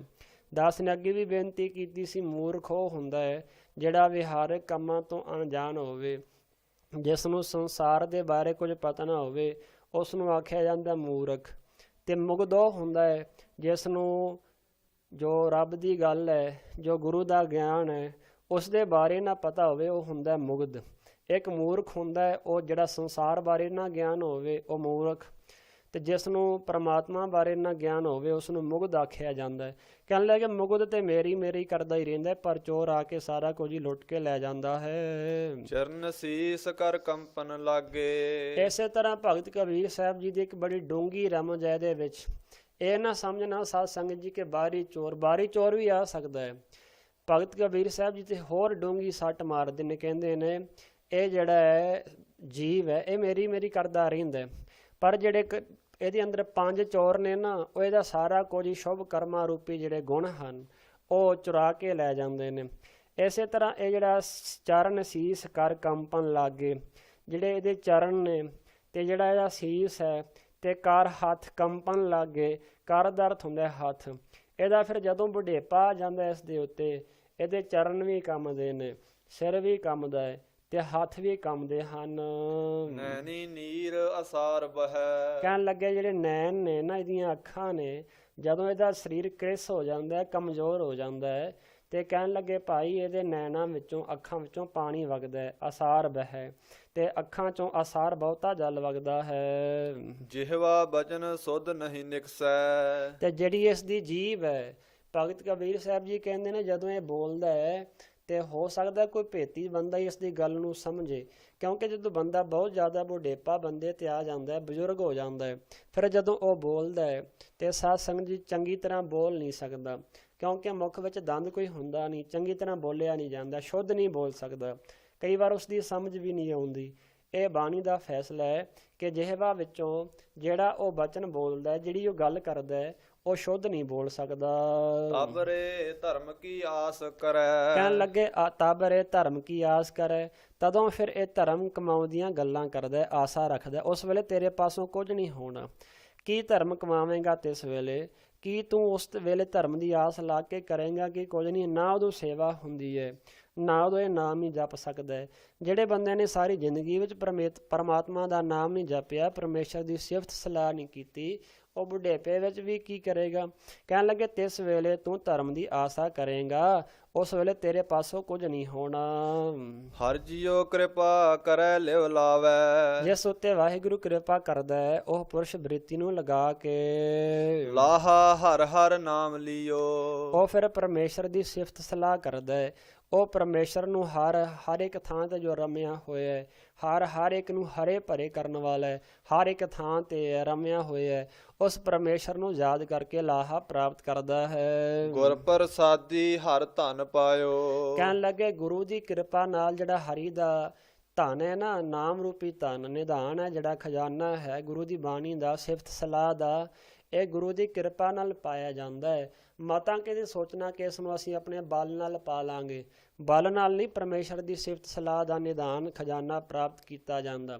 ਕਿਸਾਨ ਫਸਲ ਬੀਜਦਾ ਹੈ, ਸਾਧ ਸੰਗਤ ਜੀ, ਬੀਜ ਨੂੰ ਧਰਤੀ ਵਿੱਚ ਪਾਉਂਦਾ ਹੈ, ਬੀਜ ਉੱਗ ਵੀ ਜਾਂਦਾ ਹੈ, ਤੇ ਜੇ ਉਹ ਆਖੇ ਫਲ ਵੀ ਮੈਂ ਲਾਵਾਂਗਾ, ਫਿਰ ਤੇ ਸਾਧ ਸੰਗਤ ਜੀ ਹਰ ਬੰਦਾ, ਹਰ ਕਿਸਾਨ ਆਪਣੀ ਫਸਲ ਨੂੰ ਵਧੀਆ ਤੋਂ ਵਧੀਆ ਫਲ ਲਾ ਕੇ ਬੜੇ ਪੈਸੇ ਕਮਾ ਸਕਦਾ ਹੈ। ਪਰ ਨਹੀਂ, ਕਿਸਾਨ ਬੀਜ ਸਕਦਾ ਹੈ, ਉੱਗੇ ਨਾ ਉੱਗੇ, ਫਲ ਲੱਗੇ ਨਾ ਲੱਗੇ, ਇਹ ਪ੍ਰਮਾਤਮਾ ਦੇ ਹੱਥ ਹੈ। ਇਸੇ ਤਰ੍ਹਾਂ ਅਸੀਂ ਸਿਫਤ ਕਰਨੀ ਹੈ, ਪਰਮੇਸ਼ਰ ਦੀ ਬਾਣੀ ਪੜ੍ਹਨੀ ਹੈ, ਸੇਵਾ ਕਰਨੀ ਹੈ। ਸਤਿਗੁਰੂ ਜੀ ਜਦੋਂ ਪ੍ਰਸੰਨ ਹੋ ਜਾਣਗੇ, ਫਿਰ ਸਾਨੂੰ ਨਾਮ ਰੂਪੀ ਨਿਧਾਨ ਖਜ਼ਾਨਾ ਬਖਸ਼ਣਗੇ। ਸਤਿਗੁਰੂ ਮਹਾਰਾਜ ਦੀ ਕਿਰਪਾ ਨਾਲ ਹੀ ਸਾਰਾ ਕੁਝ ਪ੍ਰਾਪਤ ਹੁੰਦਾ ਹੈ। ਅੰਤੇ ਚਲਦਿਆਂ ਨਾਲ ਚੱਲਿਓ। ਕਹਿਣ ਲੱਗੇ ਭਾਈ, ਜਿਸ ਵੇਲੇ ਸਾਰੇ ਸਾਖ ਸੰਬੰਧੀਆਂ ਨੇ ਵੀ ਤੇਰਾ ਸਾਥ ਛੱਡ ਜਾਣਾ ਹੈ ਨਾ, ਪਰ ਪਰਮੇਸ਼ਰ ਦੇ ਨਾਮ ਨੇ ਤੇਰਾ ਸਾਥ ਨਹੀਂ ਛੱਡਣਾ। ਜਿੱਥੇ ਸਾਰਿਆਂ ਨੇ ਤੇਰੇ ਤੋਂ ਮੁੱਖ ਮੋੜ ਲੈਣਾ ਹੈ, ਪਰਮੇਸ਼ਰ ਦੇ ਨਾਮ ਨੇ ਤੇਰੀ ਉੱਥੇ ਵੀ ਸਹਾਇਤਾ ਕਰਨੀ ਹੈ। ਅੰਤ ਵੇਲੇ ਤੱਕ, ਸ਼ੁਰੂ ਤੋਂ ਲੈ ਕੇ ਨਹੀਂ, ਰਸਤੇ 'ਚ ਸਾਥ ਛੱਡ ਜਾਣਗੇ ਪਰਮੇਸ਼ਰ, ਰਸਤੇ 'ਚ ਸਾਥ ਛੱਡ ਜਾਏਗਾ ਗੁਰੂ ਦਾ ਨਾਮ, ਐਸਾ ਨਹੀਂ ਹੈ। ਸ਼ੁਰੂ ਤੋਂ ਲੈ ਕੇ ਅੰਤ ਵੇਲੇ ਤੱਕ ਪਰਮੇਸ਼ਰ ਦਾ ਜਿਹੜਾ ਨਾਮ ਹੈ ਉਹ ਸਾਥ ਨਾਲ ਚੱਲਦਾ ਹੈ, ਸਹਾਇਤਾ ਕਰਦਾ ਹੈ। ਕਹਿਤ ਕਬੀਰ ਸੁਣੋ ਰੇ ਸੰਤੋ। ਭਗਤ ਕਬੀਰ ਸਾਹਿਬ ਜੀ ਆਖਦੇ ਨੇ, ਹੇ ਗੋਬਿੰਦ ਲੋਕੋ ਸੁਣਨਾ ਕਰੋ। ਅਨ ਧਨ ਕਛੂਐ ਲੈ ਨਾ ਗਇਓ। ਹਰੀ ਧਨ ਤੋਂ ਬਗੈਰ ਅਨ ਹੋਰ ਬਾਹਰਲੇ ਥੋੜੇ ਜਿੰਨੇ ਧਨ ਨੂੰ ਕੋਈ ਵੀ ਨਹੀਂ ਨਾਲ ਲੈ ਕੇ ਜਾ ਸਕਦਾ। ਆਈ ਤਲਬ ਗੋਪਾਲ ਰਾਏ ਕੀ। ਜਿਸ ਵੇਲੇ ਗੋਪਾਲ ਰਾਏ ਪ੍ਰਮਾਤਮਾ ਦੀ ਤਲਬ ਕਹੀਏ, ਬੁਲਾਹਟ ਆਈ, ਮਾਇਆ ਮੰਦਰ ਛੋੜ ਚੱਲਿਓ। ਕਹਿਣ ਲੱਗੇ ਇਹ ਸਭ ਕੁਝ ਮਾਇਆ ਧਨ ਪਦਾਰਥ ਤੇ ਮੰਦਰ ਦਾ ਅਰਥ ਹੁੰਦਾ ਹੈ ਘਰ। ਜਦੋਂ ਪ੍ਰਮਾਤਮਾ ਬੁਲਾਏਗਾ ਨਾ, ਪ੍ਰਮਾਤਮਾ ਦਾ ਸੱਦਾ ਆਇਆ, ਇਹ ਸਾਰਾ ਕੁਝ ਸਾਨੂੰ ਮਾਇਆ ਵੀ, ਧਨ ਪਦਾਰਥ ਵੀ, ਧੀਆਂ ਪੁੱਤਰ ਵੀ ਮਾਇਆ ਨੇ। ਇਹ ਧੀਆਂ ਪੁੱਤਰ, ਧਨ ਪਦਾਰਥ, ਇਹ ਸੰਸਾਰ, ਇਹ ਮੰਦਰ ਜਿਹੜੇ ਘਰ ਨੇ, ਬੜੇ ਪੈਸੇ ਖਰਚ ਕੇ ਅਸੀਂ ਬਣਾਏ ਨੇ। ਭਗਤ ਕਬੀਰ ਸਾਹਿਬ ਜੀ ਕਹਿੰਦੇ ਨੇ, ਇਹ ਸਾਨੂੰ ਸਾਰੇ ਛੱਡ ਕੇ ਜਾਣੇ ਪੈਣੇ ਹਨ। ਮਾਇਆ ਮੰਦਰ ਛੋੜ ਚੱਲਿਓ। ਕਹਿਣ ਲੱਗੇ ਭਾਈ, ਇਹ ਮਾਇਆ ਵੀ ਤੇ ਮੰਦਰ ਵੀ, ਮੰਦਰ ਘਰ ਵੀ, ਇਹ ਸਾਨੂੰ ਛੱਡ ਕੇ ਜਾਣੇ ਪੈਣੇ ਹਨ। ਆਸਾ ਕਾਹੂ ਦੀਨੇ ਪਾਟ ਪਟੰਬਰ। ਕਹਿਣ ਲੱਗੇ ਉਸ ਪਰਮੇਸ਼ਰ ਨੇ ਕਰਮਾਂ ਅਨੁਸਾਰ ਕਿਸੇ ਨੂੰ ਸੂਤੀ ਬਸਤਰ ਦਿੱਤੇ ਹੈ, ਪਾੜ ਦਾ ਅਰਥ ਹੁੰਦਾ ਹੈ। ਇਸੇ ਤਰ੍ਹਾਂ ਸੂਤੀ ਬਸਤਰ, ਕਿਸੇ ਨੂੰ ਰੇਸ਼ਮੀ ਬਸਤਰ ਦਿੱਤੇ ਹਨ। ਕਾਹੂ ਪਲੰਗ ਨਿਵਾਰਾ। ਕਈਆਂ ਨੂੰ ਪਲੰਗ ਸੌਣ ਵਾਸਤੇ ਨਿਵਾਰੀ ਪਲੰਗ ਦਿੱਤੇ ਹਨ। ਕਾਹੂ ਗਰੀ ਗੋਦਰੀ। ਕਿਸੇ ਨੂੰ ਗਲੀ ਹੋਈ ਸਾਧ ਸੰਗਤ ਜੀ ਗੋਦਰੀ ਵੀ ਨਹੀਂ। ਕਾਹੂ ਗਰੀ ਗੋਦਰੀ ਨਾਹੀ। ਕਿਸੇ ਕੋਲ ਗਲੀ ਹੋਈ ਜਿਹੜੀ ਗੋਦਰੀ ਹੈ, ਉਹ ਵੀ ਉਸਦੇ ਕੋਲ ਨਹੀਂ ਹੈ। ਇਹ ਤੇ ਪਰਮੇਸ਼ਰ ਦੀ ਲੀਲਾ ਹੈ। ਭਗਤ ਕਬੀਰ ਸਾਹਿਬ ਜੀ ਕਹਿੰਦੇ ਨੇ, ਕਿਸੇ ਨੂੰ ਬੜਾ ਸੁੱਖ ਦਿੱਤਾ ਹੈ ਤੇ ਕਿਸੇ ਨੂੰ ਬੜਾ ਧਨ ਪਦਾਰਥ ਦਿੱਤਾ ਹੈ। ਕਿਸੇ ਕੋਲ ਬੜੇ ਸੋਹਣੇ ਘਰ ਨੇ, ਕਿਸੇ ਕੋਲ ਬੜੇ ਸੋਹਣੇ ਵਸਤਰ ਨੇ, ਕੱਪੜੇ ਹਨ, ਪਰ ਕਿਸੇ ਨੂੰ ਪਰਮੇਸ਼ਰ ਨੇ ਗਲੀ ਹੋਈ ਗੋਦਰੀ ਵੀ ਨਹੀਂ ਦਿੱਤੀ। ਕਾਹੂ ਖਾਨ ਪਰਾਰਾ। ਕਹਿਣ ਲੱਗੇ ਖਾਣ ਵਾਸਤੇ ਘਰ ਵਿੱਚ ਪਰਾਲੀ ਵਿਛਾਉਣ ਵਾਸਤੇ ਵੀ ਦਿੱਤੀ ਨਹੀਂ ਹੈ। ਕਹਿਣ ਲੱਗੇ ਇਸੇ ਤਰ੍ਹਾਂ, ਅਤੇ ਕਿਸੇ ਨੂੰ ਖਾਣ ਘਰ ਵਿੱਚ ਪਰਾਲੀ ਵਿਛਾਉਣ ਵਾਸਤੇ ਦਿੱਤੀ ਹੋਈ ਹੈ। ਹਿਰਖ ਵਾਦ ਨਾ ਕੀਜੈ ਰੇ ਮਨ।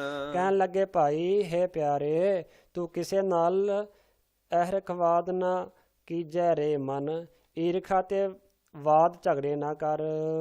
ਸੋ ਕਿਰਤ ਕਰ ਕਰ ਲੀਜੈ ਰੇ ਮਨ। ਕਹਿਣ ਲੱਗੇ ਇਸੇ ਤਰ੍ਹਾਂ ਭਾਈ ਉਹ ਜਿਹੜਾ ਵਾਹਿਗੁਰੂ ਅਕਾਲ ਪੁਰਖ ਪ੍ਰਮਾਤਮਾ ਹੈ ਨਾ, ਹੇ ਪਿਆਰੇ ਸੱਜਣ ਤੂੰ ਸੁਕ੍ਰਿਤ ਪੁੰਨ ਕਰਮਾਂ ਨੂੰ ਕਰਕੇ ਮਾਇਆ ਲੈਣੀ ਕਰ। ਰਹਾਉ ਕੁਮਾਰੈ ਏਕ ਜੋ ਮਾਟੀ ਗੂੰਦੀ। ਦ੍ਰਿਸ਼ਟਾਂਤ ਦਿੰਦੇ ਨੇ ਭਗਤ ਕਬੀਰ ਸਾਹਿਬ ਜੀ। ਤੇ ਰਹਾਉ ਦਾ ਅਰਥ ਹੁੰਦਾ ਵਿਸਰਾਮ। ਕਹਿਣ ਲੱਗੇ ਜਿਹੜੇ ਵੀ ਘੁਮਿਆਰ ਹੈ ਉਹ ਮਿੱਟੀ ਨੂੰ ਲੈਂਦਾ ਹੈ, ਜੈਸੇ ਘੁਮਿਆਰ ਨੇ ਜੋ ਇੱਕ ਜਗ੍ਹਾ ਦੀ ਮਿੱਟੀ ਲਿਆ ਕੇ ਗੁੰਨੀ ਹੈ, ਬਹੁ ਬਿਦ ਬਾਣੀ ਲਾਈ। ਫਿਰ ਉਹ ਜਿਹੜਾ ਘੁਮਿਆਰ ਹੈ ਉਸ ਮਿੱਟੀ ਵਿੱਚ ਪਾਣੀ ਨੂੰ ਮਿਲਾ ਕੇ ਗੁੰਨਦਾ ਹੈ, ਉਸ ਮਿੱਟੀ ਦੇ ਭਾਂਡੇ ਬਣਾ ਕੇ ਬਹੁਤੇ ਤਰ੍ਹਾਂ ਦੇ ਰੰਗ ਲਾਉਂਦਾ ਹੈ। ਕਾਹੂ ਮਹਿ ਮੋਤੀ ਮੁਕਤਾਹਲ। ਕਹਿਣ ਲੱਗੇ ਪਰ ਕਿਸੇ ਭਾਂਡੇ ਵਿੱਚ ਮੋਤੀ ਤੇ ਕਿਸੇ ਵਿੱਚ ਮੁਕਤਾਹਲ ਗਜ ਮੋਤੀ, ਅਤੇ ਕਿਸੇ ਭਾਂਡੇ ਨੂੰ ਸਾਧ ਸੰਗਤ ਜੀ ਇਸੇ ਤਰ੍ਹਾਂ ਅੱਗੇ ਦੱਸਦੇ ਹਨ। ਕਾਹੂ ਬਿਆਦ ਲਗਾਈ। ਕਿਸੇ ਭਾਂਡੇ ਨੂੰ ਦੁਰਗੰਧਤਾ ਰੂਪੀ ਬਿਆਦ ਉਪਾਧੀ ਬਿਮਾਰੀ ਲਾਈ ਹੈ। ਮਹਿ ਧਨ ਰਾਖਣ ਕੋ ਦੀਆ। ਕਹਿਣ ਲੱਗੇ ਭਗਤ ਕਬੀਰ ਸਾਹਿਬ ਜੀ ਕਹਿੰਦੇ ਨੇ ਇੱਥੇ ਬਾਹਰੀ ਭਾਂਡਿਆਂ ਦੀ ਗੱਲ ਨਹੀਂ ਹੈ, ਸਰੀਰ ਰੂਪੀ ਵੀ ਇੱਕ ਭਾਂਡਾ ਹੈ। ਇਸੇ ਤਰ੍ਹਾਂ ਪਰਮੇਸ਼ਰ ਨੇ ਵੱਖ-ਵੱਖ ਸਰੀਰਾਂ ਰੂਪੀ ਭਾਂਡੇ ਬਣਾਏ ਹਨ। ਕਹਿਣ ਲੱਗੇ ਸੋਮੇ ਦਾ ਅਰਥ ਹੁੰਦਾ ਹੈ ਕੰਜੂਸ। ਕੰਜੂਸ ਨੂੰ ਪਰਮੇਸ਼ਰ ਨੇ ਜਿਹੜਾ ਧਨ ਹੈ, ਸੋਮ ਨੂੰ ਧਨ ਰੱਖਣ ਵਾਸਤੇ ਦਿੱਤਾ ਹੈ, ਖਰਚਣ ਵਾਸਤੇ ਨਹੀਂ। ਮੁਗਧ ਕਹੈ ਧਨ ਮੇਰਾ।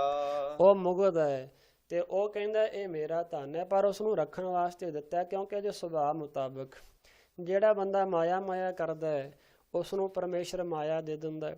ਜਿਹੜਾ ਉਸ ਨੂੰ ਪਰਮੇਸ਼ਰ ਨੂੰ ਯਾਦ ਕਰਦਾ ਹੈ ਪਰਮੇਸ਼ਰ ਉਹਦੇ ਕੋਲ ਆਪ ਆ ਜਾਂਦਾ ਹੈ, ਆਪਣਾ ਨਾਮ ਬਖਸ਼ ਦਿੰਦਾ ਹੈ। ਜਿਸ ਤਰ੍ਹਾਂ ਦੀ ਭਾਵਨਾ ਰੱਖ ਕੇ ਕੋਈ ਪਰਮੇਸ਼ਰ ਦੀ ਸਿਫਤ ਸਲਾਹ ਕਰਦਾ ਹੈ ਉਸ ਤਰ੍ਹਾਂ ਦੀ ਭਾਵਨਾ ਨੂੰ ਪਰਮੇਸ਼ਰ ਫਲ ਲਾ ਦਿੰਦਾ ਹੈ।